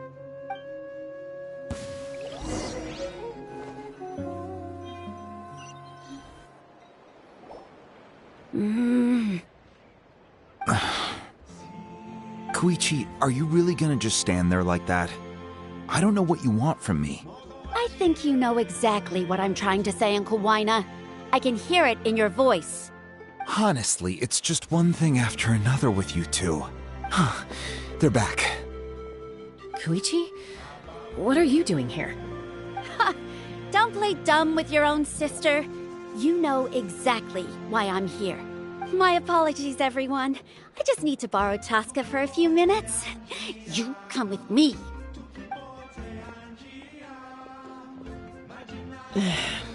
I'll be just a moment. Who was that? Koichi, Chaska's younger sister. Although the two aren't actually related by blood, it's kind of a long story. It's not really my story to tell, but I guess it's not a secret. You see, Chaska was actually raised by cuckoo sores. She was afflicted with a rare disease when she was a child, and abandoned in the wild as a result. The Abyss found her out there, all on her own, and tried to devour her. But in the end, all that did was trigger her will to live. That strength of will pushed her to survive. But it also planted a seed of conflict within her. Eventually, she was adopted by the cuckoo sores. Wherever they went, she followed, getting into fights right and left. For some reason, Paimon can totally imagine that. Well, when Chaska finally returned to human society, it was Koichi's parents who adopted her. At the time, Chaska still had a habit of getting into fights, so Koichi was always taking her around, apologizing to everyone. Ah, I remember those days. One of those fights was definitely with me. But, you know, kids. You're fighting one minute and your friend's the next. Eventually, she found a way to rein in that desire to fight. And now she's who people call to resolve conflicts. She's known as the Peacemaker. It sounds like she still argues with Koichi, though. Don't siblings usually stop fighting when they get older? That's partly my fault. Koichi asked me to stop Chaska from doing anything dangerous, but you probably know by now, once Chaska makes up her mind, there's no changing it. Oh, I get it. No wonder you tried to talk us out of going to the Night Kingdom. Chaska even said that wasn't like you. I'm all for your adventure. You need to take risks when you're young, because by the time you're my age, you couldn't attempt something like that even if you wanted to. Better try now than live with regrets later. That's what I say. Still, I can understand where Koichi's coming from. In the end, nobody wants to sit back and let a loved one put their life on the line.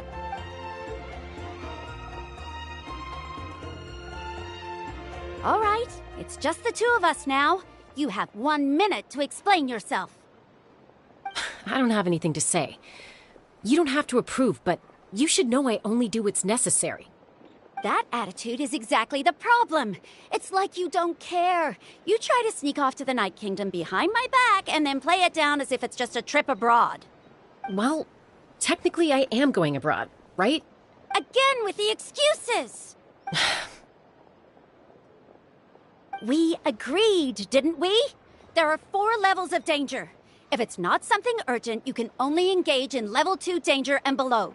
You can only go up to level 3 if a situation is so dire there's absolutely no alternative. But a trip to the Night Kingdom? If that's not a level 4, I don't know what is.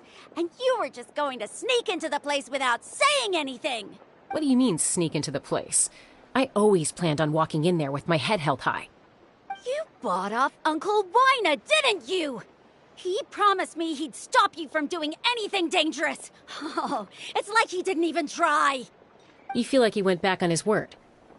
What if I told you my mind was made up, and there was nothing he could have done? Not even by force. Oh, I knew it!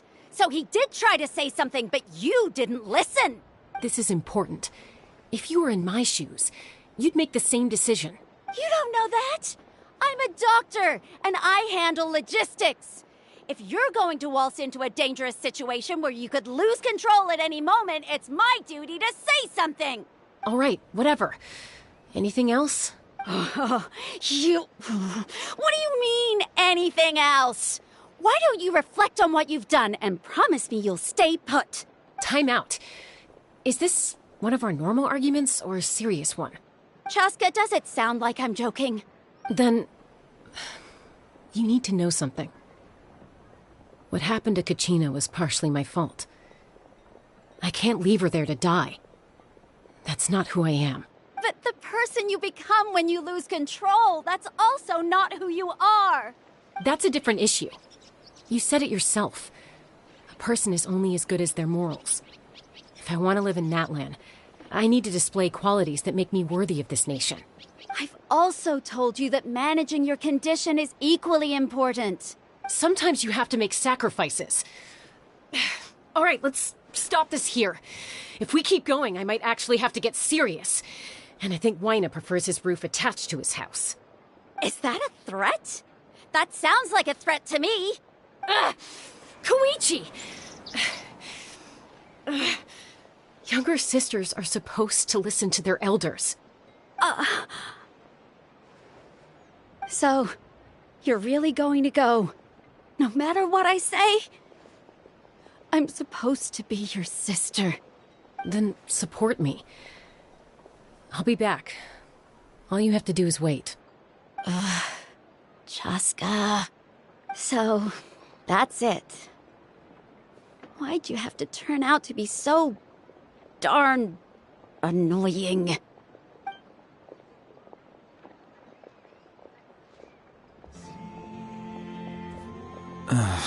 You two are something else. Something you wanted to say? I know you aren't related by blood, but you two sure are similar. Really? You know, I said that very thing to Koichi not too long ago, and she reacted the exact same way, down to the very tone of voice. It's not my place to get involved, but I will say this. Try to spend a little more time with your sister. You're tough kids. That doesn't mean you have to go it alone. Thank you. Anytime. All right. If you're done with the Spirit Speaker Stone, you might as well hand it over. According to Kinich, it's an important ceremonial artifact, so it'd be safer to keep it with me. About that. If only Tonegif Bard was here, he could have repaired it just like the Holy Liar. It might be in a few more pieces than you remember. Huh?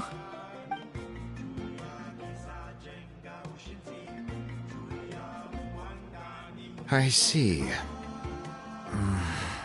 Sounds like it was an urgent situation. If someone's life was on the line, then you had no choice. Still, Citlali's going to be a nightmare to deal with now that you've broken her stuff. I'll explain everything to her later. Stay safe out there in the Night Kingdom, okay? I'll wait here for your safe return.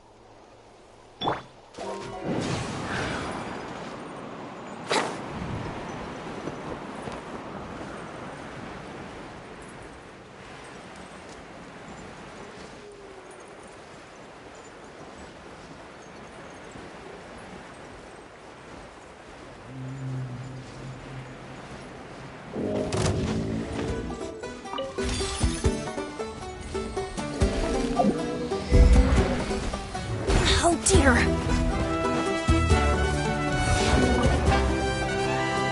Brace yourselves.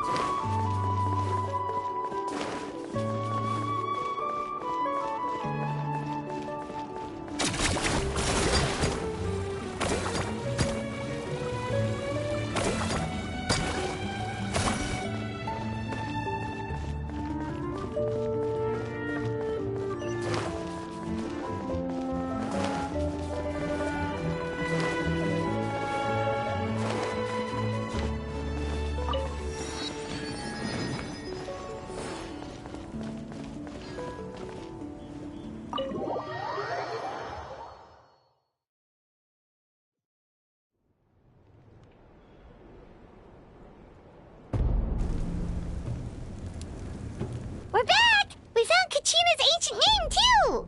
Well, it's fairly complicated. Let me give you the condensed version. The Fatui again? We can't go anywhere without them causing trouble. But what if the Fatui finds out you've lost your power? Won't they try to take advantage of the situation? That's why it has to be our little secret. No one else can know, or we're asking for trouble. Look, I wish I could offer you some sort of consolation, but I won't lie to you.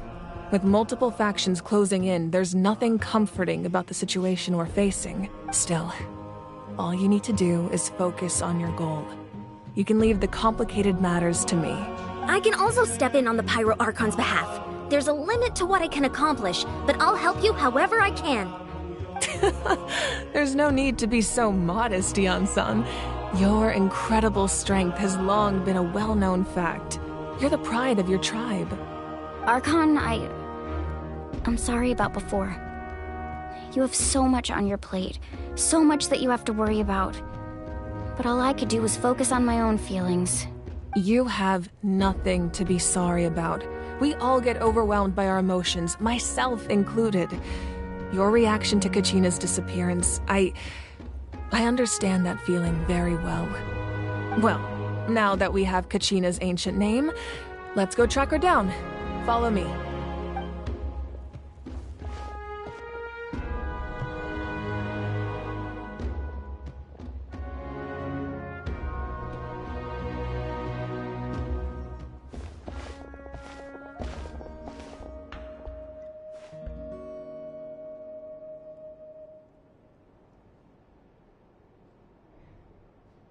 What is this place?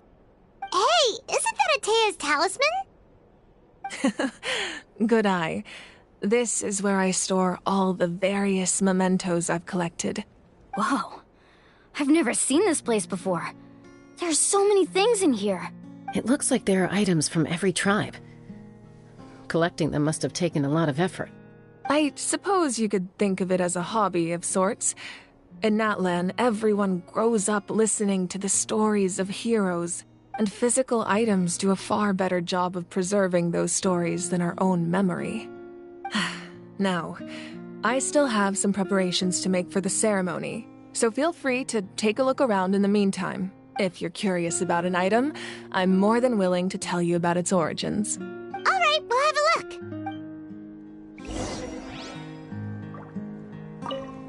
This flower looks like it's thriving. You must be good at taking care of plants, Archon.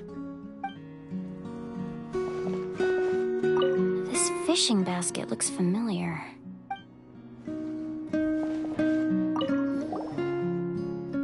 Hey, there's a fishing rod here. It must have belonged to the people of the springs. That's right. It belongs to a legendary fisherman named Matavaru. I have his entire set of fishing equipment, actually. He and I met in a tavern. He told me about a particular kind of giant fish and his meticulous plan to catch it. In his eyes, I saw a hunger and a strong fighting spirit. To him, the sea was the battlefield upon which he staked his honor. So, did he do it? The next time I saw him, he was covered in scars. It turned out the fish he sought had been corroded by the abyss. He managed to kill the fish, but sustained a serious injury in the process, which meant he could never go deep-sea fishing again. Can a fisherman claim victory if he fails to bring back his catch? That's what he asked me in the end. Well, Paimon thinks he won. That was my answer as well. The experience was far more valuable than the prize itself. In the end, he didn't want his tools to go to waste, so he gave them to me. Wait, that means you also know how to fish. Maybe we can go head-to-head sometime.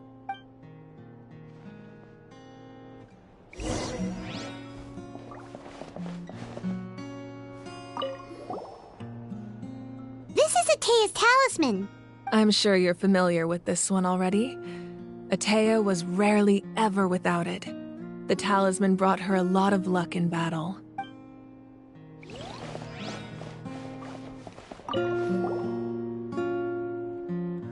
There are so many jars and potions around here. Do they have anything to do with alchemy? No, those belong to the Masters of the Nightwind. They're ceremonial tools used to amplify the ability to communicate with the Night Kingdom and the Wyab. Yamaya is an expert in this field, and she taught me a lot. Even though she appears stoic and serious, she actually has a keen sense of humor. The tools you see here are quite traditional. Her students found them outdated, so she passed them on to me. The contents of the jars aren't all that special. Oh, except the big jar in the middle. That's what she really wanted to give me. Ooh, must be something really cool. What's inside? Grape juice. Huh? It's quite tasty, although probably expired by now.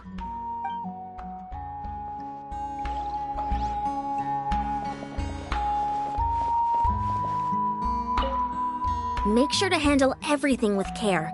This cup, for example, it's heavier than it looks.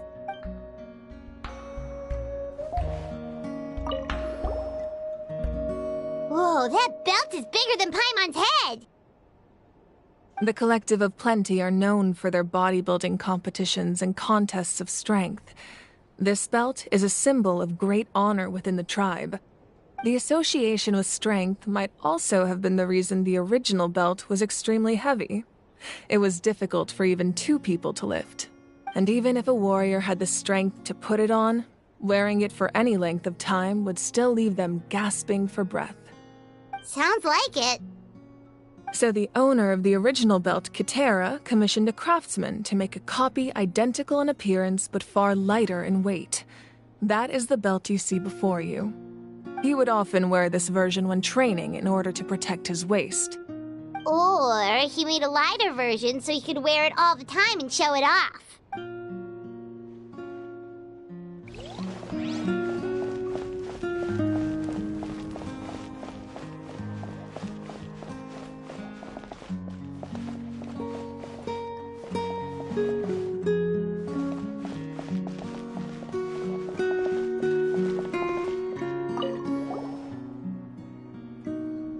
Whoa, this weapon is huge! Which tribe did it belong to? Ah, that weapon belonged to Tenoch, a hero from 500 years ago.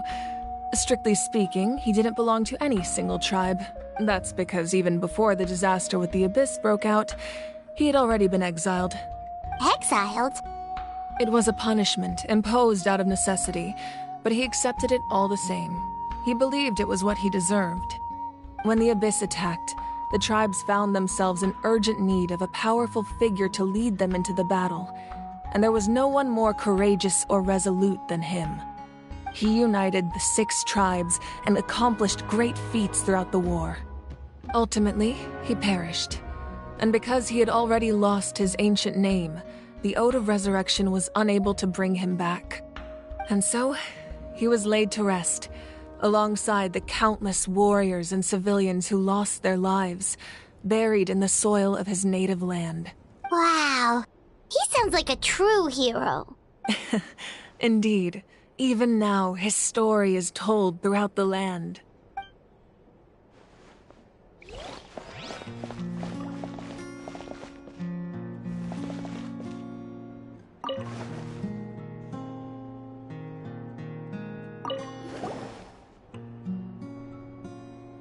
The powder still needs some time to settle. So let's wait a little longer. Well, what do you think of my collection? Do you feel like you have a better understanding of Natlan's culture now? Yeah! If each item represents a different story, seems like Natlan's really been through a lot. Does every item hold a special memory, just like Atea's talisman? That's right. The items in my collection actually serve a similar purpose to the ancient names passed down among the tribes. They demonstrate the true shape of time. The shape of time? Most people perceive time as a linear concept, almost like a straight line that can only move forward. We cannot change the past or predict the future. But there's also a different theory, one that I believe to be closer to the truth. Namely, that the past, present, and future all exist at once. At once? Paimon's not sure she understands. Let's say your journey ended right now. Thinking back on your experience in each nation, which one would you say was the most important? Exactly. Even at the end of your journey, the things you experienced along the way don't cease to exist. They become part of who you are. Take out a portion of that journey, and you would likely make very different decisions, and eventually arrive at a very different destination. The future is the same way. It exists even though it has yet to come to pass. We just lack the means to perceive it. Of course, there are those with the power to foresee the future. They simply call it by a different name. Fate. You're quite familiar with that concept, I would imagine. That does kinda make sense. The future hasn't happened, but already exists. Humanity excels at living in the present, but too often we forget the past and neglect the future.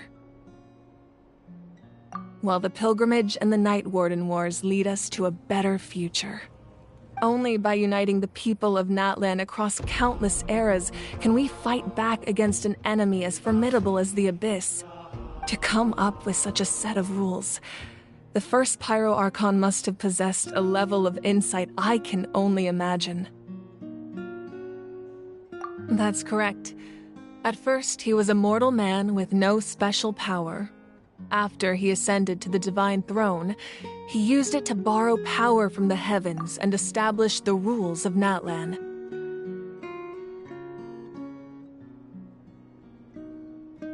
Namely, a framework through which ordinary people can ascend to Archonhood. By holding the pilgrimage, we're able to determine the strongest among us, and when that person ascends to the Divine Throne, their inner flame will awaken. In addition, the sacred flame will grant them significant knowledge and memory of this land. After all, that's how I came to know everything I just told you. So, it all comes down to the power of the Divine Throne and the rules. Wait, is that a family portrait? Yes, that's my mother, father, younger sister, and the little saurians we raised.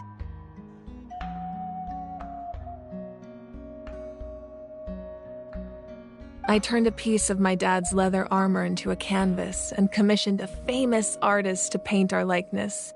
Your sister is so cute! It looks like the two of you are really close. Paimon was having a hard time thinking of an Archon as an ordinary person, but seeing this portrait, it kind of makes sense now. It really doesn't look like there was anything special about you before. Oh, wait, is Paimon allowed to say that? A little late for that question, don't you think? Sorry! Paimon's so sorry! Paimon's mouth works faster than her brain sometimes! It's all right. I'd never get upset over something like that. No matter what others may say, my past is a precious part of my identity. I'm forever proud of the life I used to lead. Becoming the Archon doesn't mean you sever ties with your family. The position just comes with a lot of responsibilities, so it impacts how often you get to see them.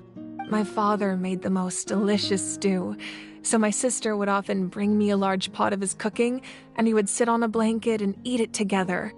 One time, we didn't close the door securely, and the saurians you were raising ran into the room and knocked over the entire pot. My sister immediately burst into tears. The two troublemakers were going for the meat, but when they saw my sister's distress, they froze on the spot.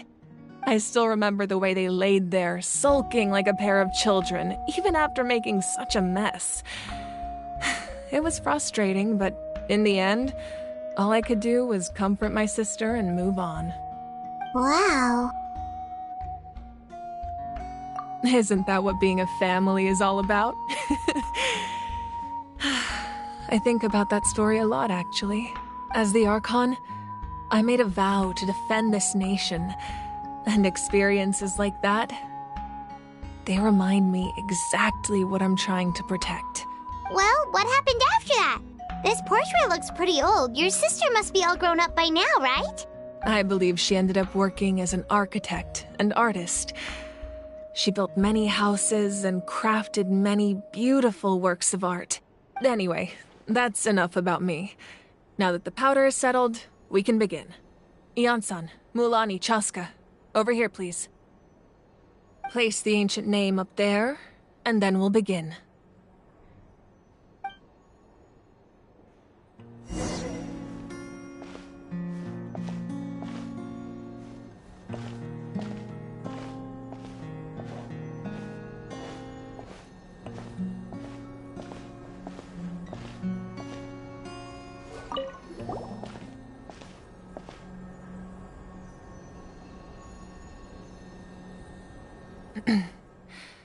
Surely as the echoes of life resound through heaven and earth, so too shall our stories remain eternal.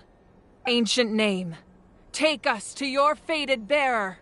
Allow her to answer our call.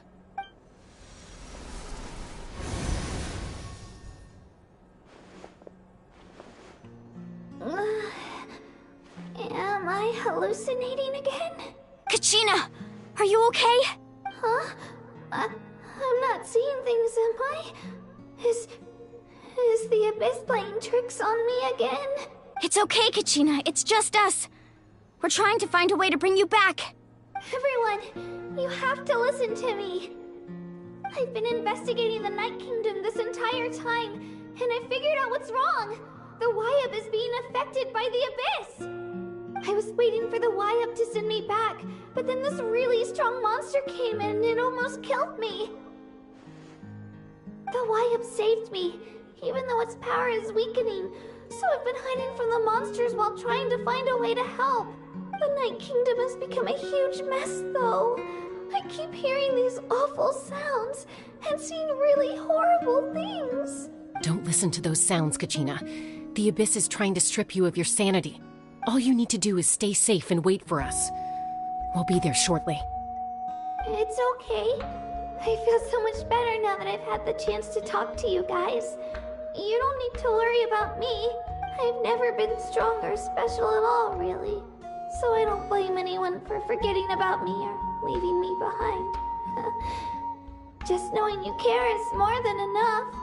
I'll find a way back. You don't have to put yourselves in danger to come rescue me. You're always like this, Kachina. Now's not the time to act tough. We're coming for you, and that's final. I don't know what lies the Abyss has been feeding you, but I'll tell you something right now.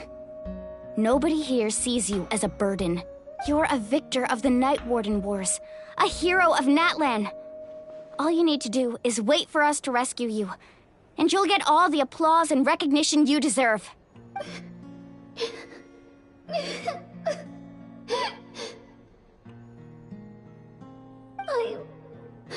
I'm really scared. Everything's so dark and creepy here. And I want to go home. Still, I don't want you to put yourselves in danger because of me. I don't want to hold anyone back ever again. All you need to do is place your trust in us, just like you always have. No one fights alone. We're not leaving you behind. Not ever. Yeah, we're so close. We can't call it quits now. Thank you. Looks like we've lost contact. Now comes the most dangerous part. You have to traverse the Night Kingdom in your physical form. This entrance to the Night Kingdom was left behind after an abyssal invasion. Even a brief amount of time inside could expose you to corrosion. I know. I'm prepared for that possibility. All right. Then I wish you all the best. I'll tell Koichi to be ready just in case. She's very experienced in dealing with abyssal corruption. That face you just made. Don't tell me you two got into another argument.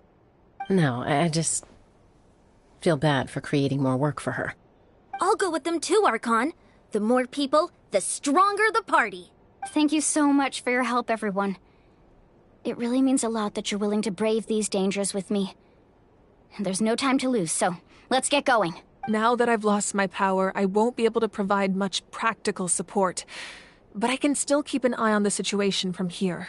Eon-san, I know it's unlikely, but if you encounter a situation you can't handle... That won't happen. I hope not.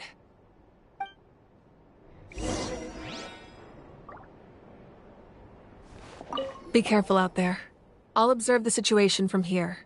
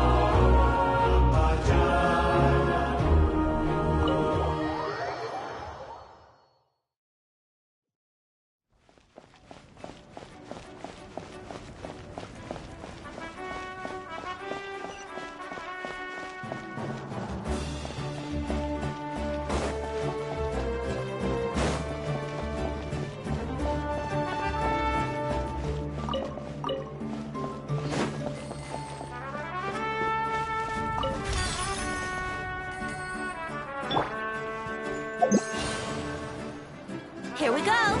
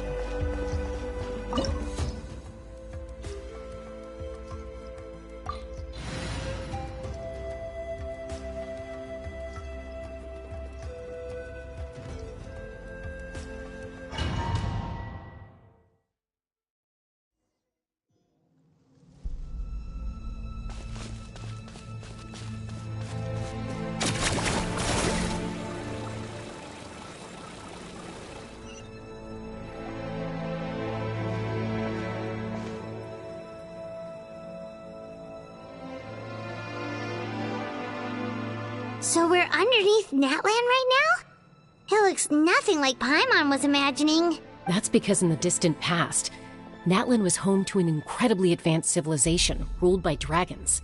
Humans only established their own society after the fall of the dragons. So these are Saurian ruins? Wait, you mean like the Elemental Sovereigns? They had their own advanced civilization? Yes, a really long time ago. Very few records have survived until now, so no one really knows what the devices here are for. These ruins have been abandoned for a long time, but with the recent increase in Abyss activity, the installations around here have somehow been activated again. So what you're saying is, we're not in for an easy trip to the Night Kingdom. No. It's going to be obstacle after obstacle from here on out.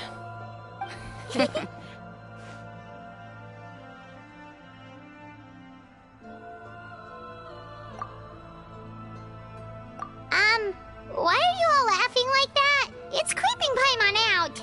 It's the pre-adventure excitement kicking in, right guys? Of course. I'm eager to get started. Then let's go. We won't let anything stand in our way.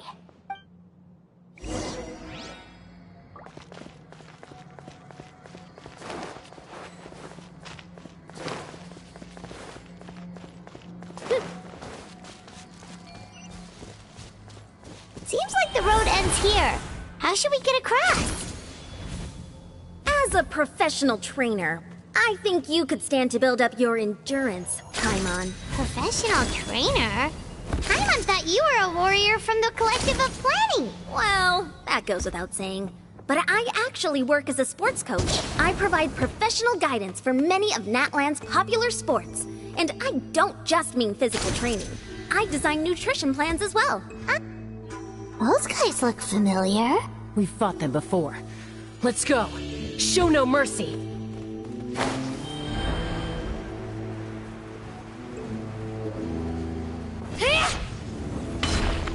Japan! Ha! Scatter! Yoo-hoo! Yahoo! Yeah!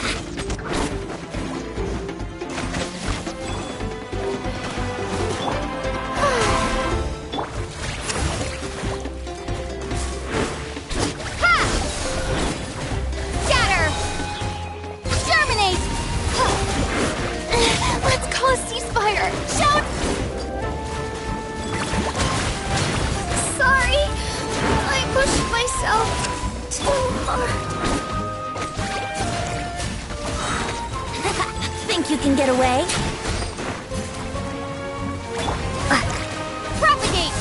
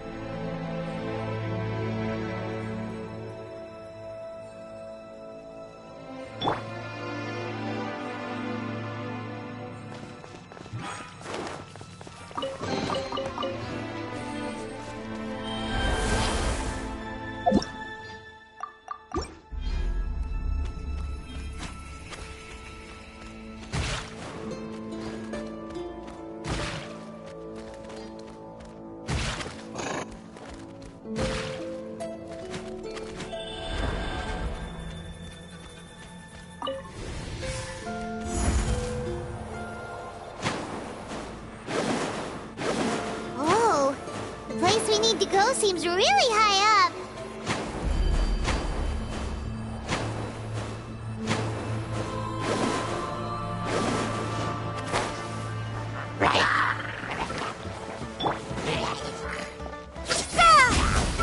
Scatter!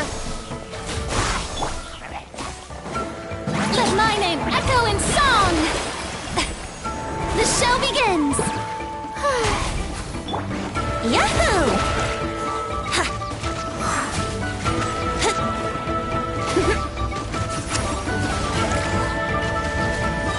Time for takeoff.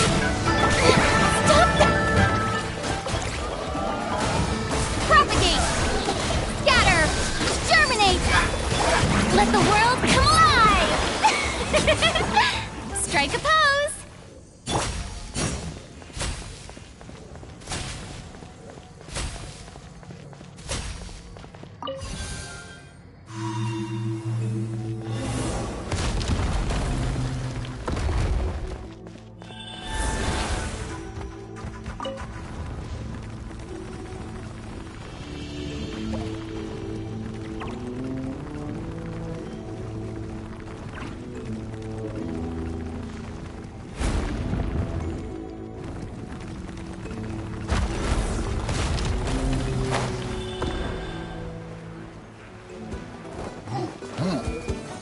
Here goes!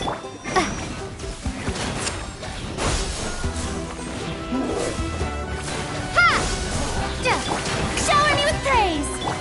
Brace yourselves!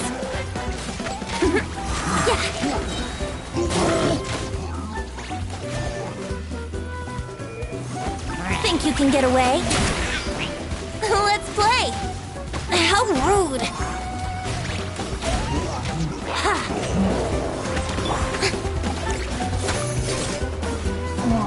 Time to shine!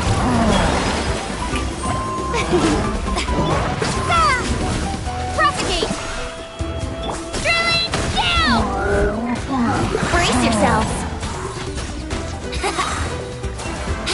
Time for takeoff!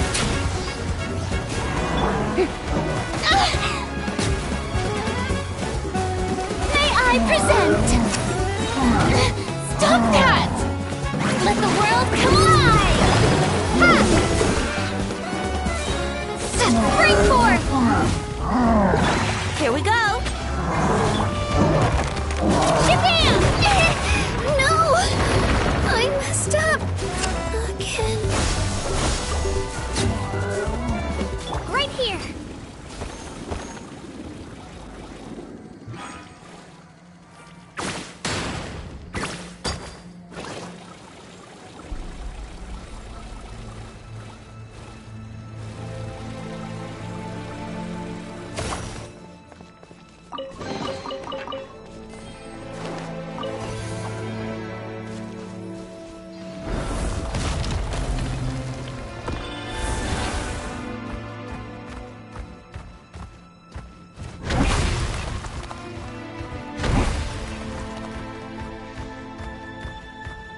This is the final stretch. We just need to climb up, and we'll be there. Nothing to it. Easy for you to say.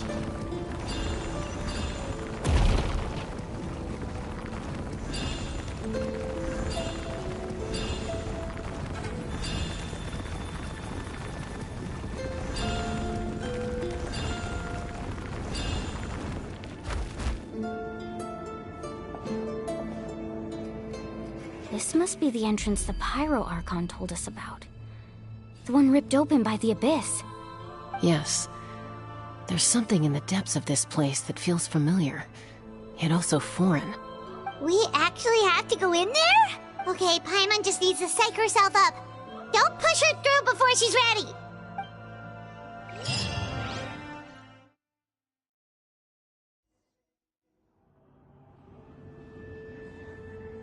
Hey! You don't have to drag Paimon! You're pulling too hard!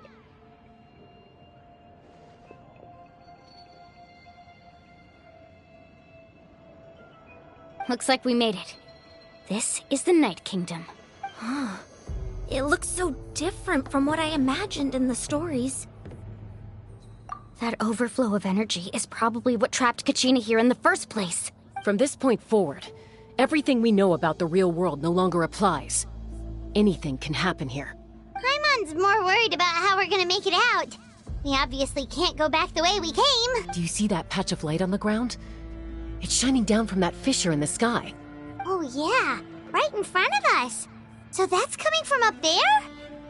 Oh, it's so high up. Did we really fall that far down? Just like I said, our real-world knowledge doesn't apply here. We fell all this way, yet came out completely unscathed.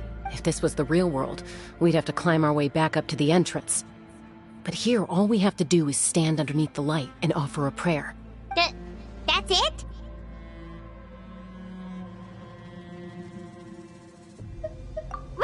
Right. We still got a job to do. So that means all we need to do is find Kachina and bring her to this location. Exactly. This light is streaming in from the real world.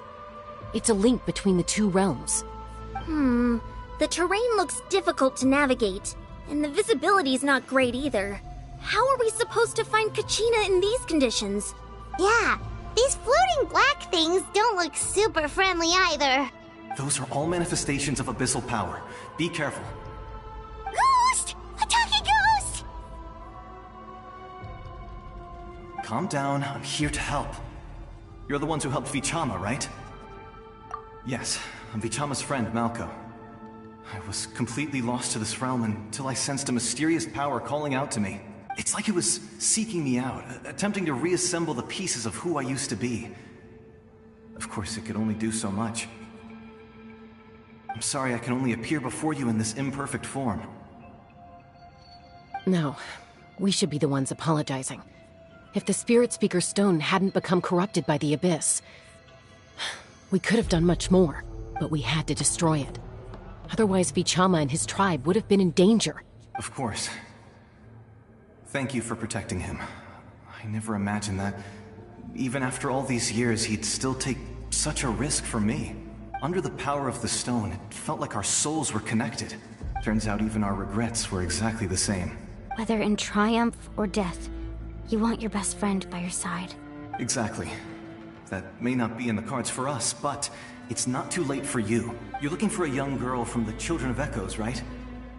She's being chased by an embodiment of abyssal power.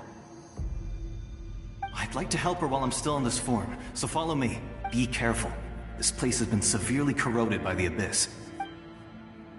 Paimon didn't realize it had gotten this bad. It's like a seething volcano ready to engulf our world at any moment. Ouch! Quick, get back here. You cannot go wandering off. Stick close to me. My power will be able to ward off attacks for the time being.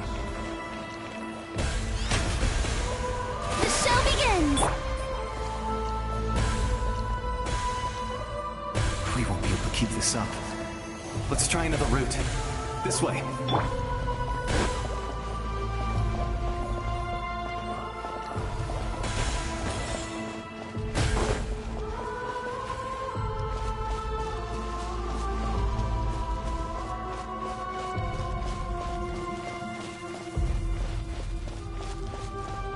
Not good. More monsters. We shouldn't waste our time on them.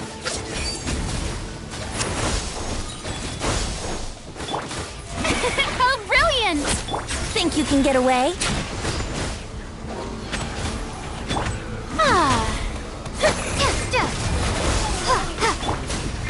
Brace yourselves.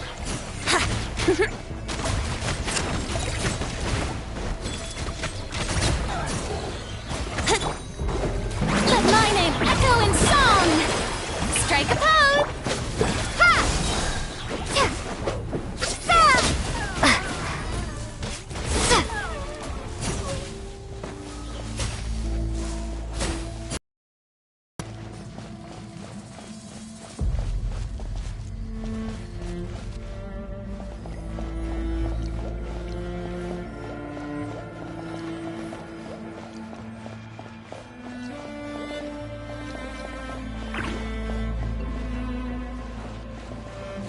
Can't see anything! It's easy to get lost here. Just stick close.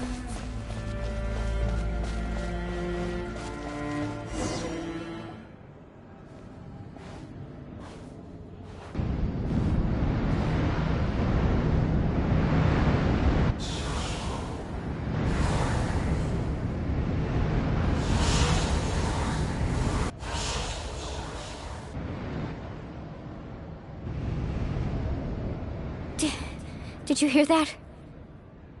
What? Never mind.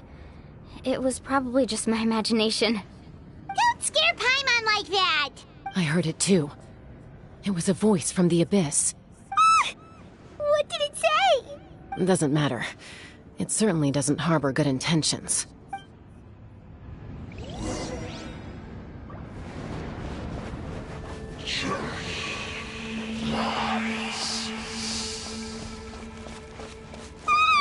Paimon just heard it too! Let's keep going. Paimon wants to get out of this place!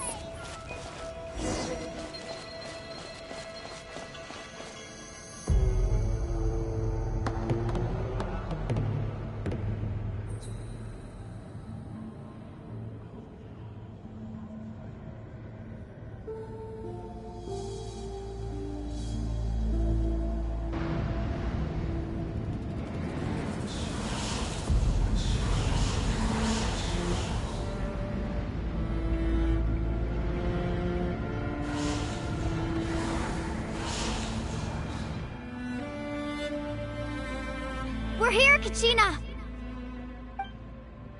Honey? You made it! Looks like our reunion will have to wait until we take care of these monsters. Good idea. Let's go!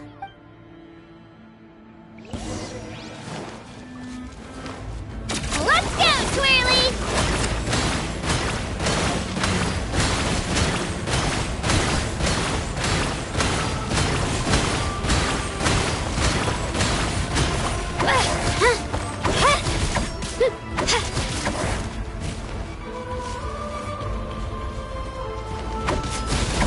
Time for takeoff. Yahoo! Shower me with praise! Let the world come alive!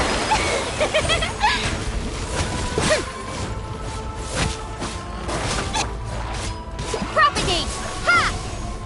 Ha! Ha! Ha! That's better grip!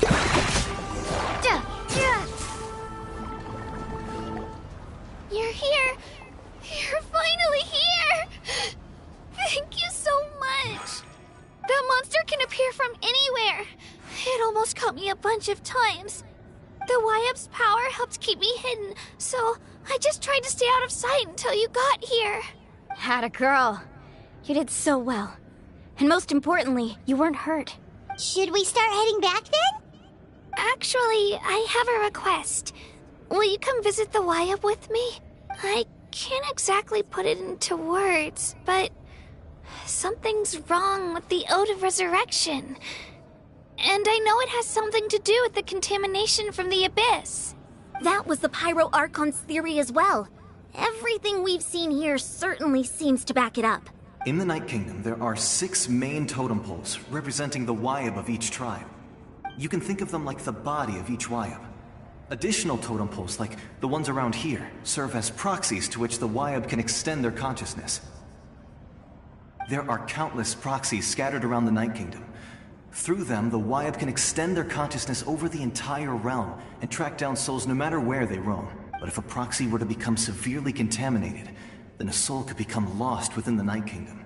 Judging by the current situation, I don't think we're dealing with just one contaminated proxy. Even if we could drive back the abyssal power from one of them, that probably wouldn't even put a dent in the problem.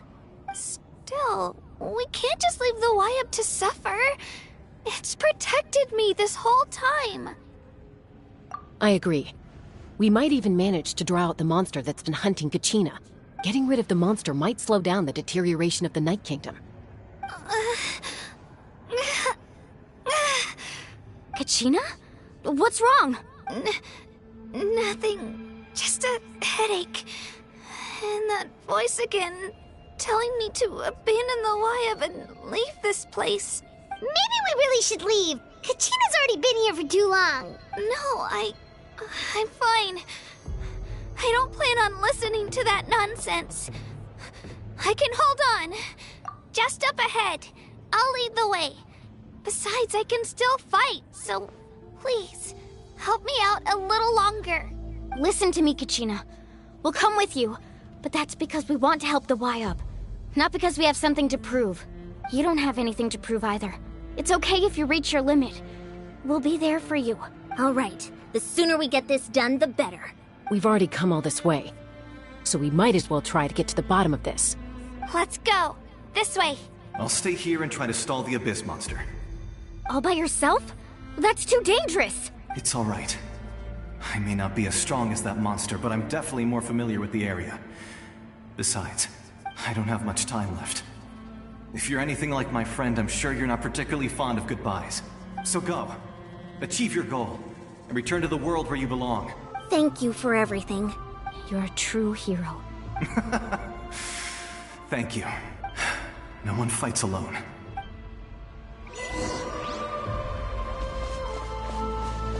Does your head still hurt? Let me help you walk. I'm fine. You should know I'm made of stronger stuff than that.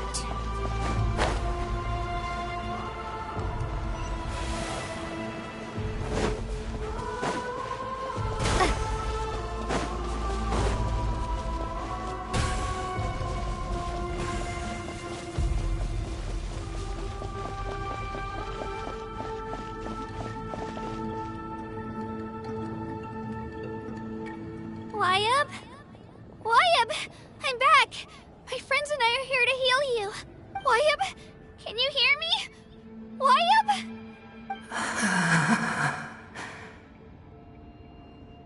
So we were right. The contamination is already too severe. It's preventing the Wyabb from answering our calls. All right, get ready, everyone. Time to purge the abyssal energy from this place. Careful. We've got company. Already? You really think that puny soul could slow me down? Courage in the face of futility is pure folly. He tried to get in my way, so I disposed of him. You killed Malcolm? He would have dispersed with or without me. Rather than worrying about him, I would urge you to focus on yourself. You may have defeated others of my kind in the past, but underestimate me now, and it will be to your peril. No, the power of the Abyss is intoxicating. The destruction it seeks captivates like a masterful work of art. I strive only for the opportunity to see it up close. I thought this naive little girl was an exception, but it turns out humanity is full of lambs willing to offer themselves up to the slaughter. That is the tragedy of your short lives. You understand nothing of all-encompassing power. Ancient names, pride, friendship, all empty ideas invented to give you a false sense of self-worth. They possess no power at all. The Pyro Archon created those grandiose ideals out of pure selfishness. Anything to avoid sharing power. Anything to avoid handing over the primordial gift to ordinary people like you. Don't believe me? Then ask yourself, why is the Pyro Archon strong beyond measure, while you, Kachina, remain so pathetically weak? Kachina, give me your hand.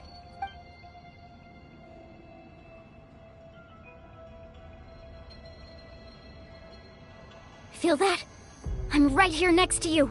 Thanks, Moalani. You're right. I have nothing to fear, because I'm not alone anymore. You're right. Maybe comforting ideals don't have any power, but you also couldn't be more wrong. You've never had to work for your own strength, so you will never understand the true source of our power. What? The courage we have to stand before you and not back down?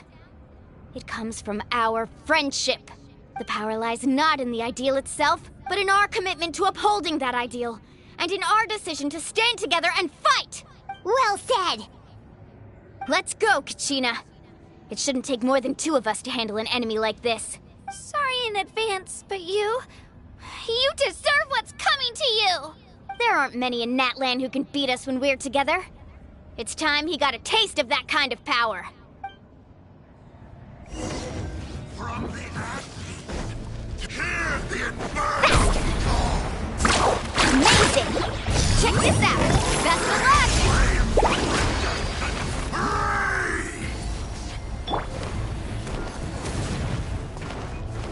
Spin to win! Get back! Carving waves!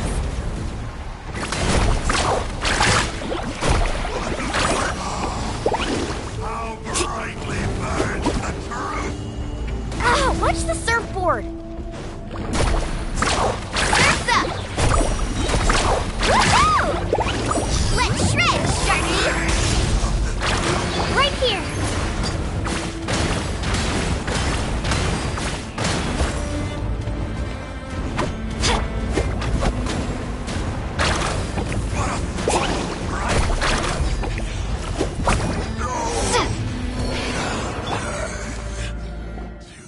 We won! We actually won! That's what he gets for underestimating you two.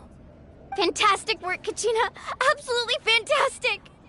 This makes me so unbelievably happy. I'm happy too, Moalani. Together we really are unstoppable! Huh? What's happening?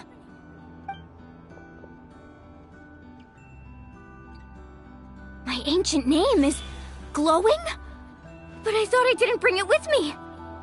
It's probably a projection from the real world. But that doesn't explain why it's glowing all of a sudden. Wait, does that mean you're...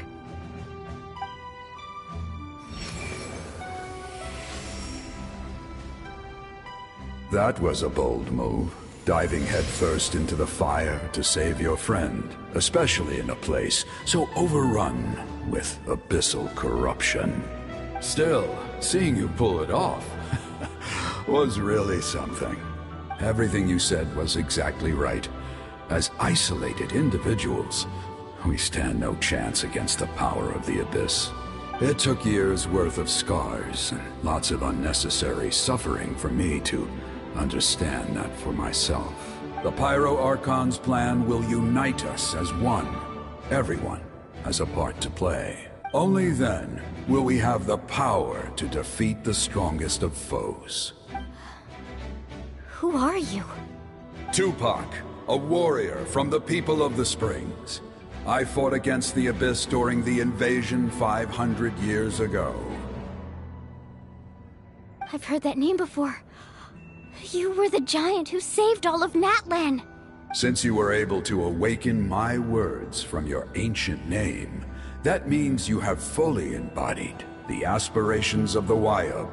Under the name Umoja, you shall unite the tribes and save Natlan from its impending doom. Me? As long as blood still runs through your veins, even the tiniest spark of steel against stone can ignite a flame. Its blaze will become one with our vision for Natlan.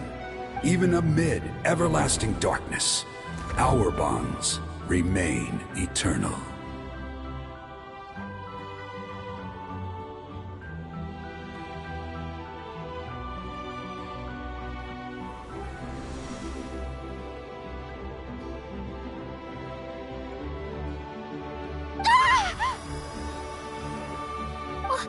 What's wrong, Moalani? So many memories. My brain was just flooded with everything he once knew. So that's what happened. What do you mean? Did you just figure something out? 500 years ago, they foresaw the very crisis we're facing now. Efforts to save Natlan started all the way back then. We can go over the details once we get back. We shouldn't linger here longer than we have to. I know bits and pieces, but I had no idea Mualani was also part of the plan. This sounds like something that's going to need a lot of explaining. Let's focus on saving the Wayub first.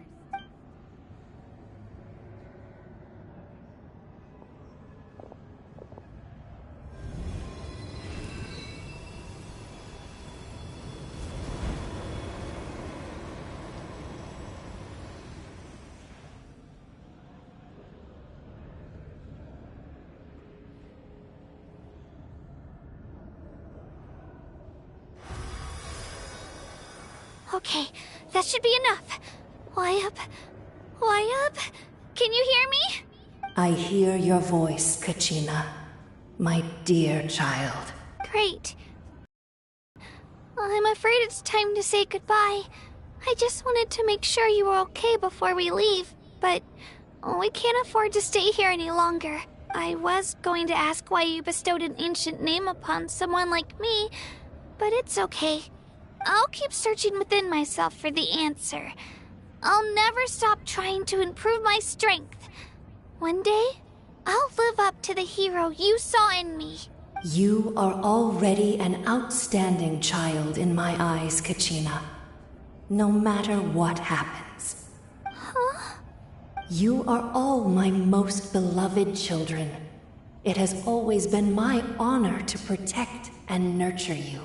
Your ancient name is just that. A name.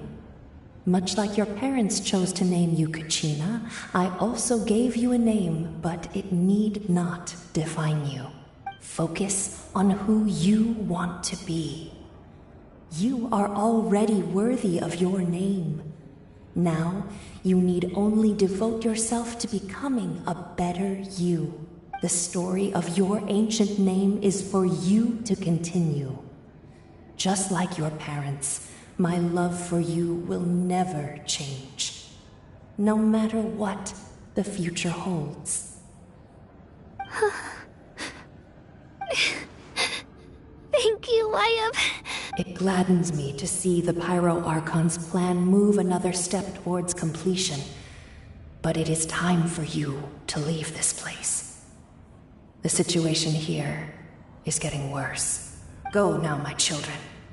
Save Natlan on behalf of all you hold dear. I know we've never met before, Wyatt, but I just wanted to say thank you for encouraging Kachina. It was exactly what she needed to hear. Whoa! What's going on? An earthquake? We're out of time. It's the power of the Abyss. Quick, we need to run!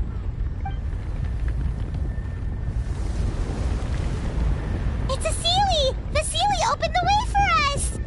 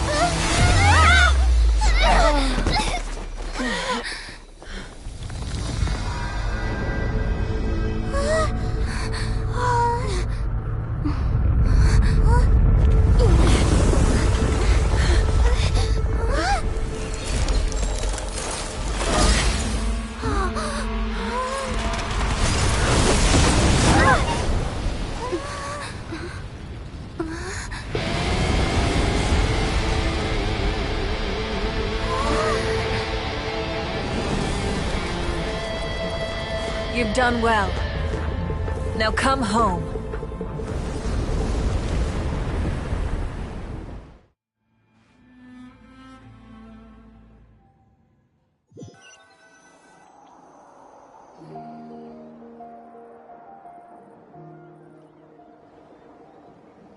We're back! The Pyro Archon saved us. But she's not here. Yeah, didn't she say she used it all up? She's still in the Speaker's Chamber. What we saw in the Night Kingdom was just her consciousness. So you're saying her consciousness did all that? Every great display of power comes at a price.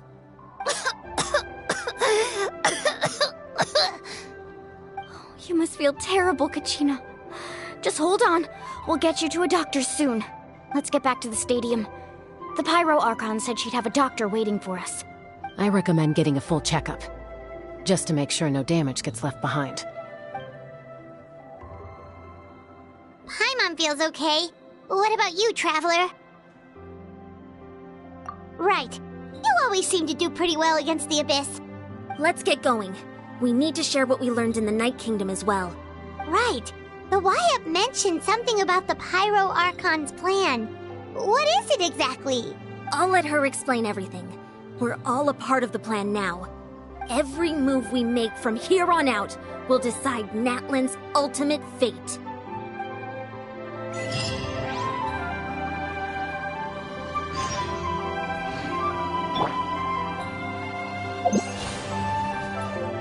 Yeah, let's play.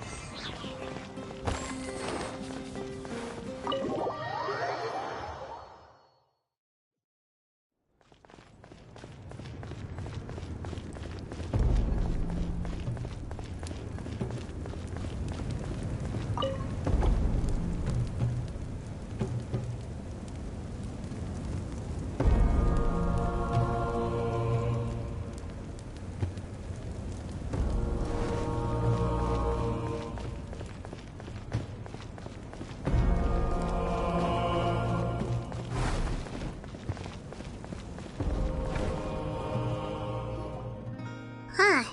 There's a lot less stuff here than before. It's good to see you all here in one piece.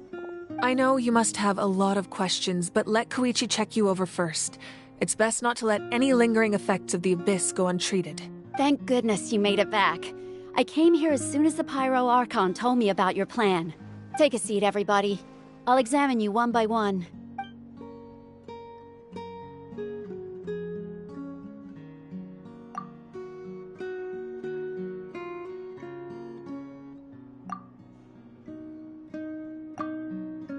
All right, that should do it for now. But just to be safe, I'll perform another checkup in a couple of days. I have to say, though, I've never seen anyone react to the Abyss like you, Traveler. It's like you're completely immune to its power. She's always been special like that. She can even purify its power. Wait, now that you mention it, Paimon doesn't think she's affected either. Given the current situation, that ability will likely play a great role in the events to come. Of course. I still have patients to see, so I'll head out. Thank you, Koichi. All right. We might not see eye to eye, but we both had good intentions. Just give it time. I'm sure we'll figure things out between us one day. Yeah.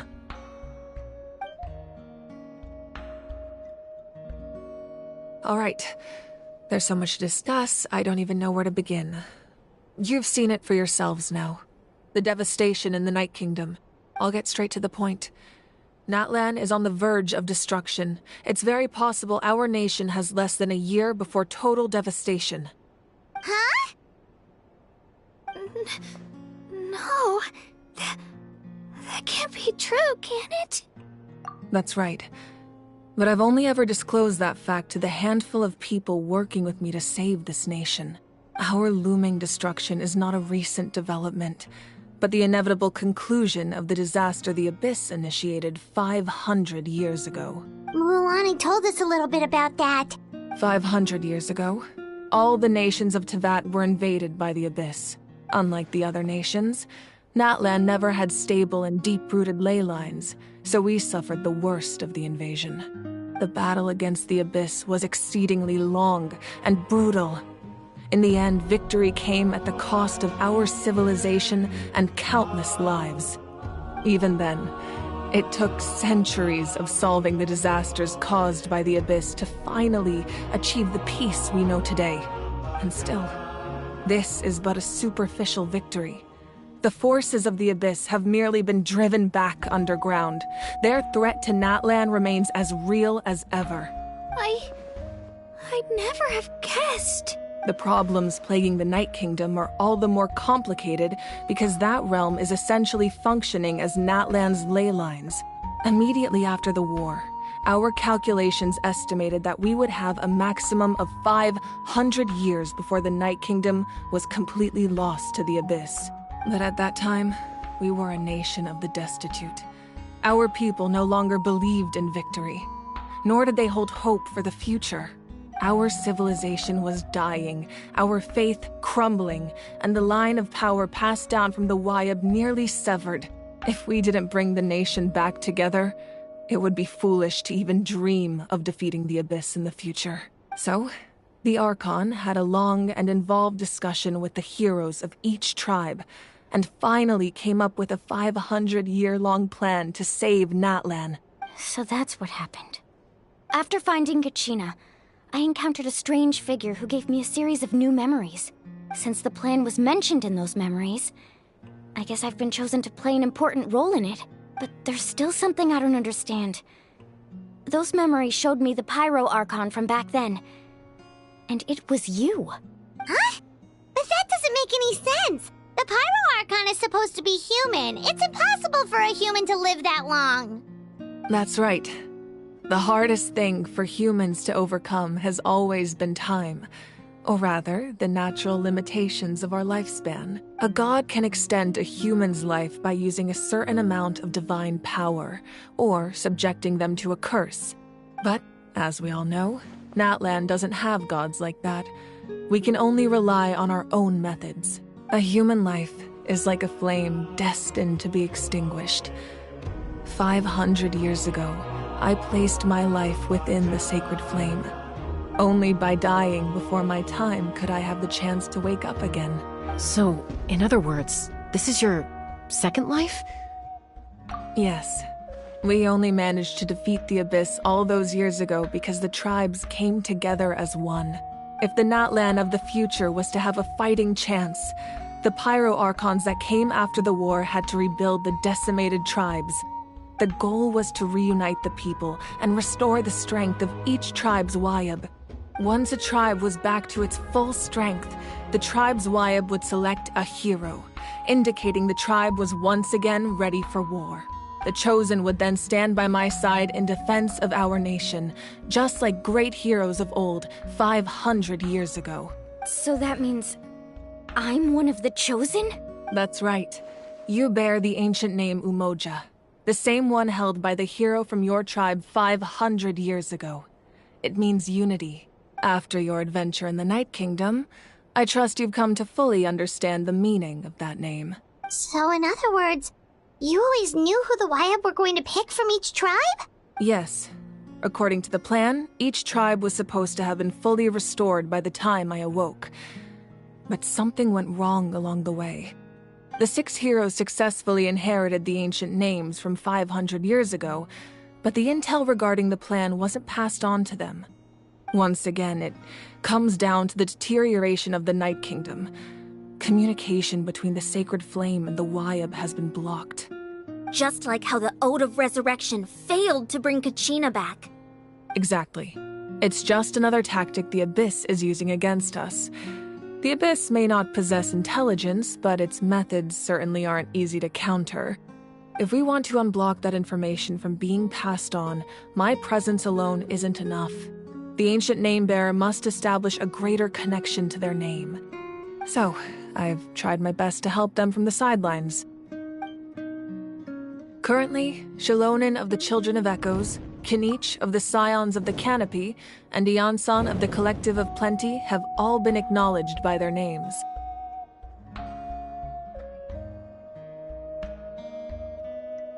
During your adventure, you too earned the acknowledgement of your Wayab, Mualani. In the process, you gained the memories stored within your name. But we have less than a year! Yes, but we have no choice. We cannot start the plan until all the heroes have been gathered. That's also why I haven't been able to take action despite the urgency of the situation. But if you knew this whole time, why didn't you just tell me about my role in all this? Wouldn't that make everything go a lot faster? Perhaps, but the opposite could also be true. Knowing your destiny too early could mean failing to realize your full potential. Just like your determination to save Kachina, I hope your commitment to this endeavor comes from your own strength of will, rather than a sense of obligation. So I suppose you're not going to tell us who the final two heroes are then? That's right. Their time is yet to come. Putting pressure on them beforehand will only hinder their development. I can only trust in the judgment of the Wyeb. I have never believed I could solve this crisis alone. In fact, it was precisely because I chose to trust and rely on others that we managed to get this far. Natlan's salvation lies not in its Archon or any singular individual, but in us all. You're quite perceptive, aren't you? I thought I might get away with avoiding the topic. Huh? Oh, right! All the stuff you stored here before, where did it all go? Even though I sacrificed my power, I still needed a contingency plan to ensure you would make it back from the Night Kingdom. After all, I was the one who allowed you to take that risk, and Mualani has an important role to play in my plan. In addition to their sentimental value, the items I stored here held a much more important purpose.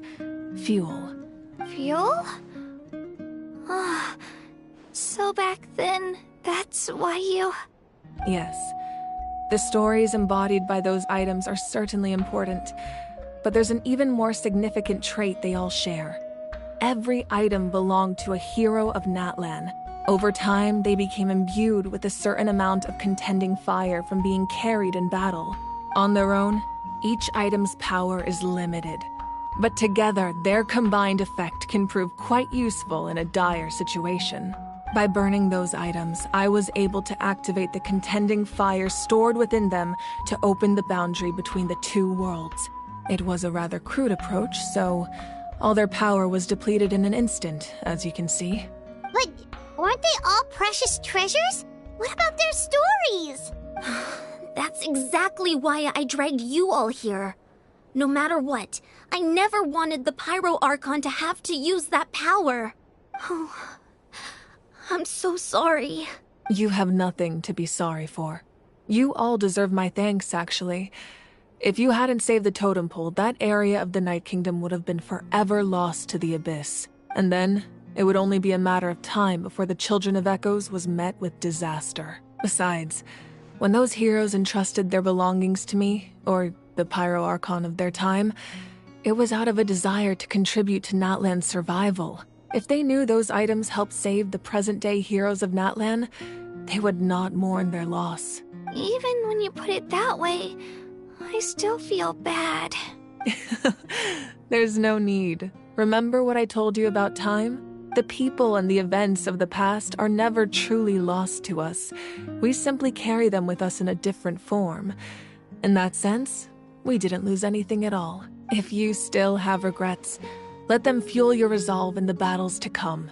Your deeds will become new legends and nurture new forms of power just like the items once stored here. Well, we'd still like to return the favor. Well, if that's the case, just treat me to a drink sometime. Now that Kachina has returned, we can finally hold the victory feast and celebrate your team's triumph in the Night Warden Wars. And we could all use the rest, that's for sure. Plus, you'll be able to silence everyone who doubted you once and for all, Kachina. Still, now that I know the danger we're facing, having a victory feast doesn't feel right. Try not to let it get to you. It's important to stay calm. Worrying about it will only affect your judgment. All right, you should head out. I'll join you in a bit.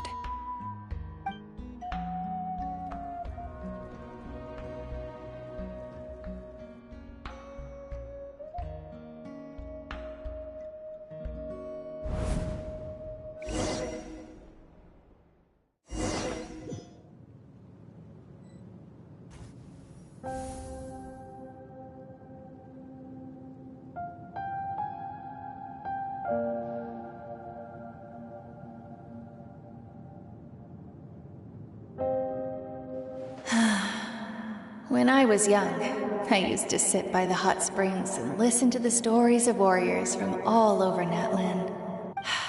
They attract people from all walks of life. Friends come easy here, no matter what tribe you're from. The people of the springs have never claimed the hot springs as their own private property. They are there to bring all hot spring buddies together. It's been really nice, seeing the children of my tribe get older. It's helped me gradually understand the true value of the springs. I've witnessed their energy, their determination, their absolute passion for life. Even when they cause trouble, I never managed to hold on to my anger for long. It's unbelievable how quickly they worm their way back into my good graces. I'm certain Mualani will become a great warrior when she grows up. She possesses infinite potential. I can see it. One day, when I'm no longer in fighting form, I'll come here and tell stories to all the children, just like those warriors did for me. So, you better get busy, Pyro Archon, or I'll end up running out of stories.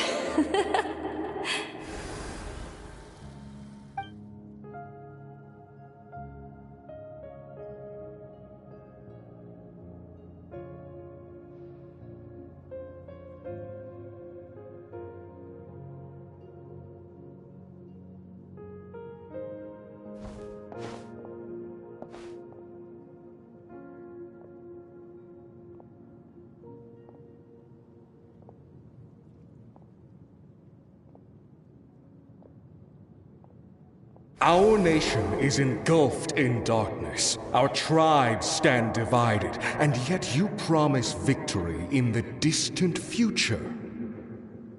The Abyss is a cunning enemy, one that I faced in battle many times. Were that not the case, I would never understand exercising this degree of caution. My rage will never know absolution. And my power will no longer aid you in victory. But you came to me because you knew you could convince me with just a single sentence. I understand your choice. The heroes of today will forge the path ahead with blood and fire. Just remember to earn us the victory we are owed. Otherwise, rest assured, I'll find a way to collect the debt. For Natlan.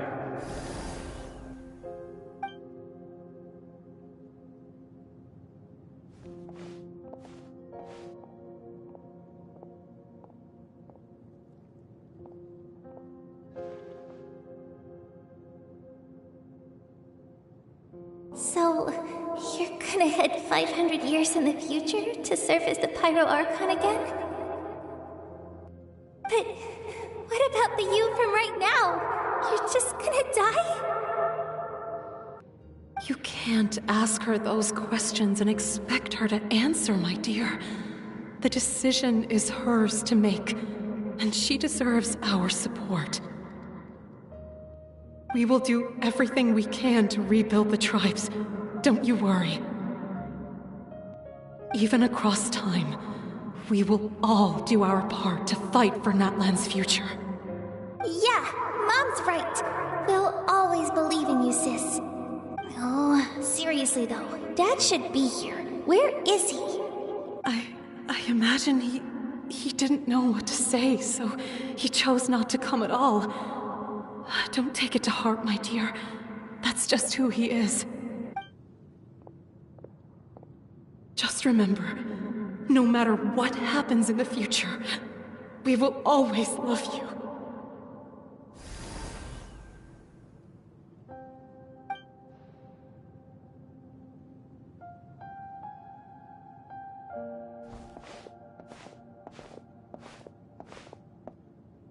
I'll come find you one day.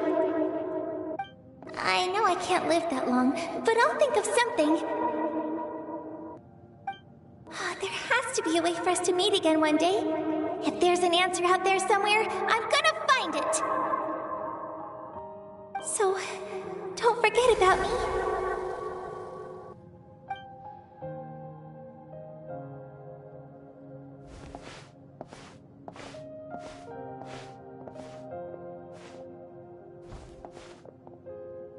If that's your decision, then you have my full support, Archon.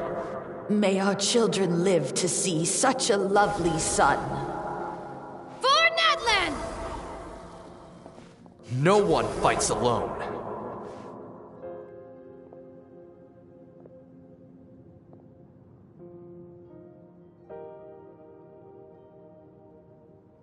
The rules are my legacy.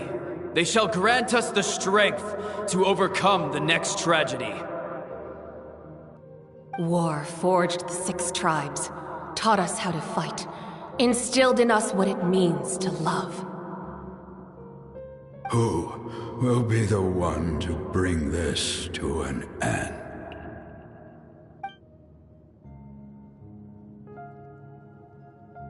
We are the inheritors of memory and legend. Those who grew alongside sun and wind. Those who forged our own destiny and future.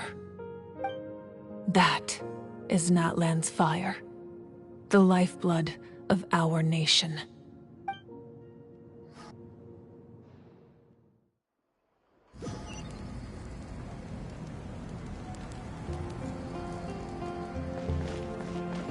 Let's go, Twirly!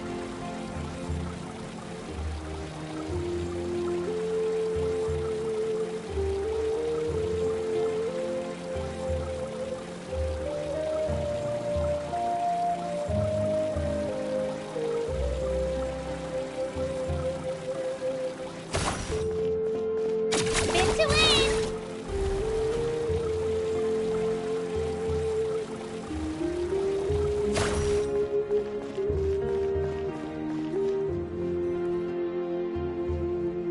Hey, Koichi! You here for the victory feast too? Oh, no. I knew Chaska would be here, so I just came to deliver some medicine. I was about to leave, actually. It's not that I don't want to celebrate Kachina and the others.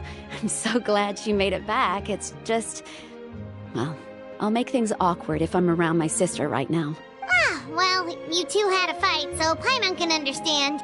She didn't cause any trouble during your trip, right? Yeah, she was super helpful. She gave us a lot of useful information about the Abyss. That's good. That's all I needed to know.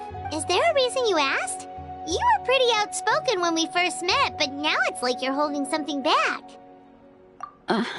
Maybe it seemed unreasonable, picking that fight with her before you left, but I did it for a reason. Her impulse to fight is extremely strong.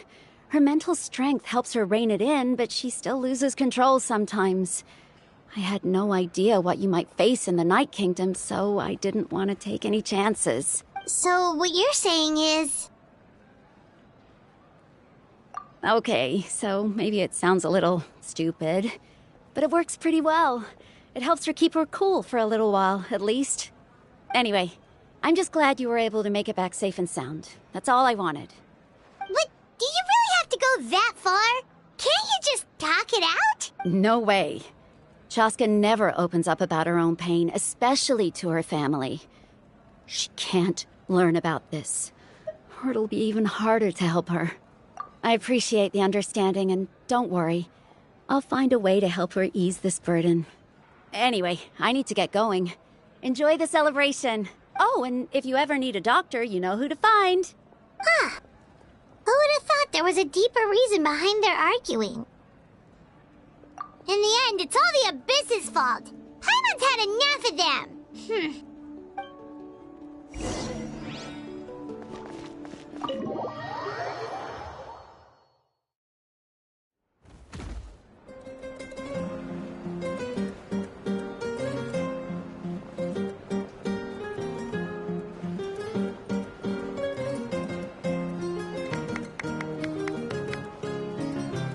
Let's give a huge round of applause to our brave young warrior, Kachina! Woohoo! Well done, Kachina. Thank you, everyone. I'm so glad I finally made it. I always knew you could do it. With so much potential at your age, you have a great future ahead of you. You're one to talk. Don't think I didn't know you were the first person to abandon your team. I'll be dealing with you when we get back. I had no choice. My friend invited me. I couldn't just say no. Oh, really? So you weren't just trying to get ahead in the first round? I wasn't, I swear. I just happened to find that bearer injured in the wild, so I stopped to bandage his wounds. When he insisted on repaying the favor, what was I supposed to do? I'm just one person. I figured Kachina would have no trouble replacing me. But the fact of the matter is that after your departure, everyone else started thinking about swapping teams too. I'm really sorry, Kachina. It was wrong of us to abandon you like that. It's amazing that you still made it all the way through to the Night Warden Wars. That's the highest honor. So, what about you guys? Did you make it far? Our team captain drank too much the night before the competition and turned up late to the stadium on the day. We got disqualified. Serves you all right. No sympathy from me. Alright. There's no need to be like that, Uncle Pakal. Dear friends, I'd like to say a few words. Firstly, I'm grateful to my friends and our great Archon for helping to bring me back. This traveler and her companion Paimon are some of the strongest people I've ever met. If they were allowed to participate in the pilgrimage, I have no doubt that they'd win the whole thing. They've agreed to let me learn from them. With their help, I believe I can become even stronger still. And let's not forget my good friends, Moalani, Chaska, Kanich, and Aeon-san. They all helped the Traveler and Paimon figure out a way to bring me back from the Night Kingdom.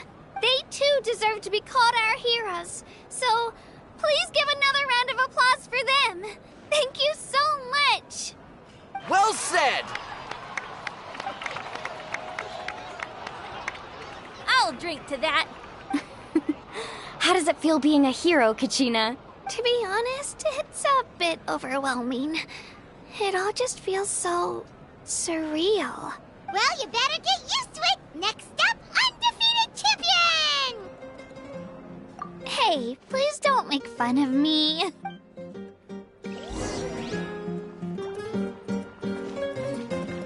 My apologies. I knew more than I let on. Everything comes at a price, and most heroes aren't people who set out to become a hero. If you cling too tightly to your goal, you end up losing things that are far more precious. But in any case, we're now on the same page. I wonder how long before the two final heroes appear. From the Flower Feather Clan and the Masters of the Night Wind.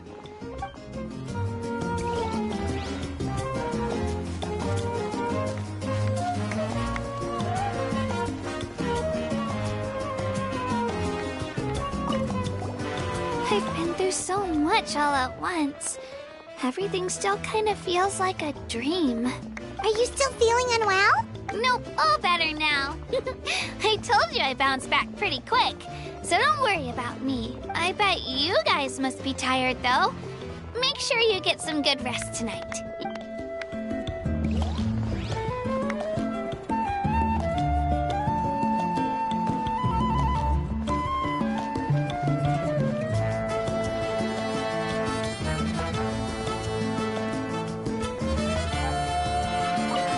Cost us a lot, but we got Kachina back safely, and that's what matters.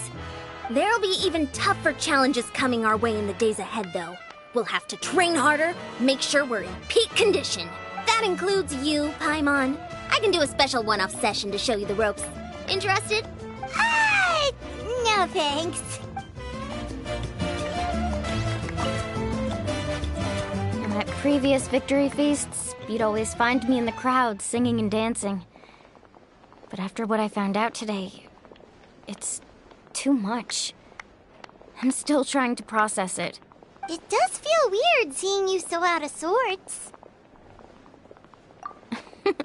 Is this another pearl of wisdom based on your adventuring experience? Well, Paimon agrees with the Traveler. Everyone's come together to celebrate Kachina's achievements. That's gotta be a first. You're right. Kachina looks really happy. And now I'm being the moody one. Ugh, enough doom and gloom. Time to shake it off.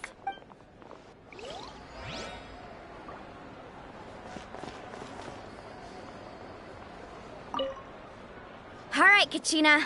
Let's party! I'm a little embarrassed. Don't be. Come on, you're the star of the show today.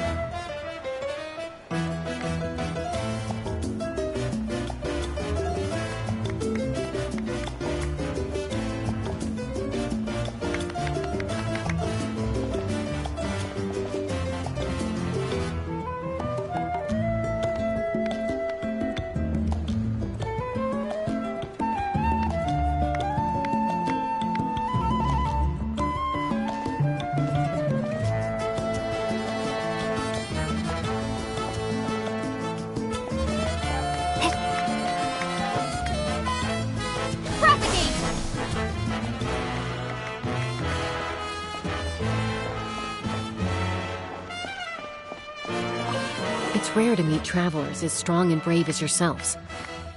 I raise my glass to you.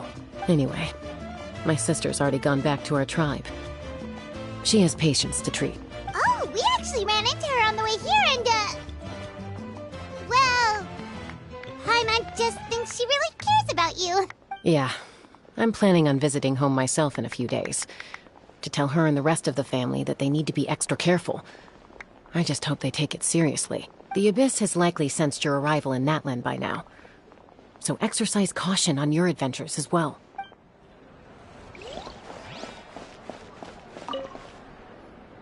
Ah, you're here.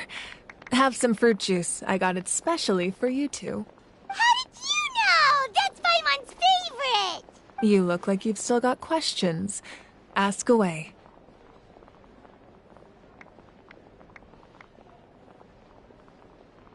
Because they had their own lives to live. The thought of telling them, abandon your families and everyone you love, and come with me to the end of time, for in 500 years Natlan will be destroyed, it seemed too cruel. You could just as easily point out that everything in this world would come to an end eventually. But life is short. And beyond a point, it just doesn't seem real. Imagine if I said, let's leave right now, and go save the sun because it'll flame out in a few million years. It would sound quite ridiculous. I couldn't make them shoulder that burden with me. Besides, every generation will have its heroes, this one included. The plan could still work without them, or, of course, without me. But since I was the one who came up with the plan, I felt duty-bound to see it through to the end. Paimon's suddenly remembering that portrait in your room. Was that your family from back then? Yes, it was. So when you asked me who my sister grew up to be, the truth is that very little information survives. From what I've been able to piece together, I can conclude with a reasonable degree of confidence that she ended up as an architect and artist. She played an instrumental role in rebuilding the scions of the Canopy tribe, designing and building many houses. But of course, none of her buildings are around anymore. Still, it was an impressive achievement, and I'm very proud of her. You feel loss keenly. It seems to stir up feelings of regret in you. But this is something I have long since come to terms with. This is a war, and there can be no war without loss. I am already far more fortunate than those who lost their lives to the Abyss. The people of Natlan look to me as their Archon, and the weight of their expectations is mine to bear. I must see our fate through to the very end, no matter what I may find there. Yeah, doesn't that mean the way everything ends has already been written, including your plan? I suppose, but so what?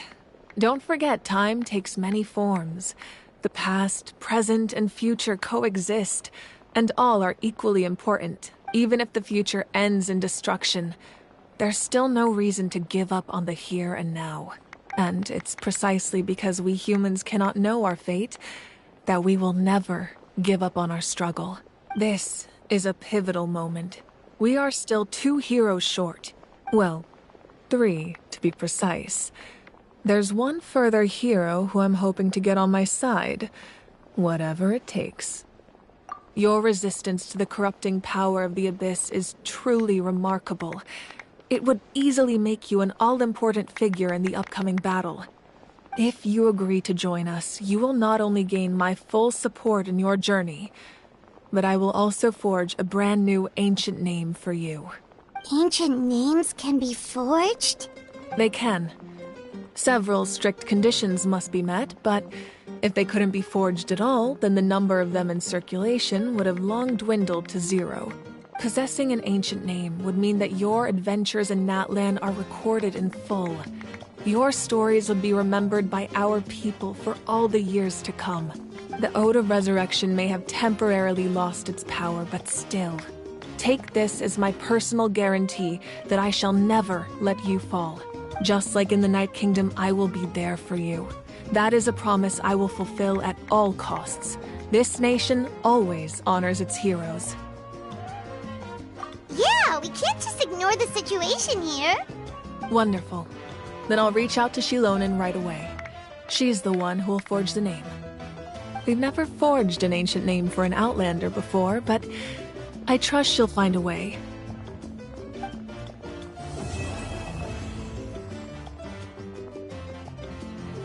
My lord, we've received word that the Pyro Archon has lost much of her power. Although your injury complicates things, this is most certainly the opportune time to seize the Gnosis. Victory and defeat are rules, not outcomes. I have never taken advantage of an opponent in a time of weakness, and I don't intend to start now. As for you, I must confess, I did not expect that little trick of yours to save the day. No matter how dense the fog, as long as the sun remains, we cannot turn day into night. She could have dispelled it. She simply chose not to. You don't have much time, and you're injured on top of that. What do you plan to do next? I'm beginning to see just how useful you may turn out to be. You heard something from here, didn't you?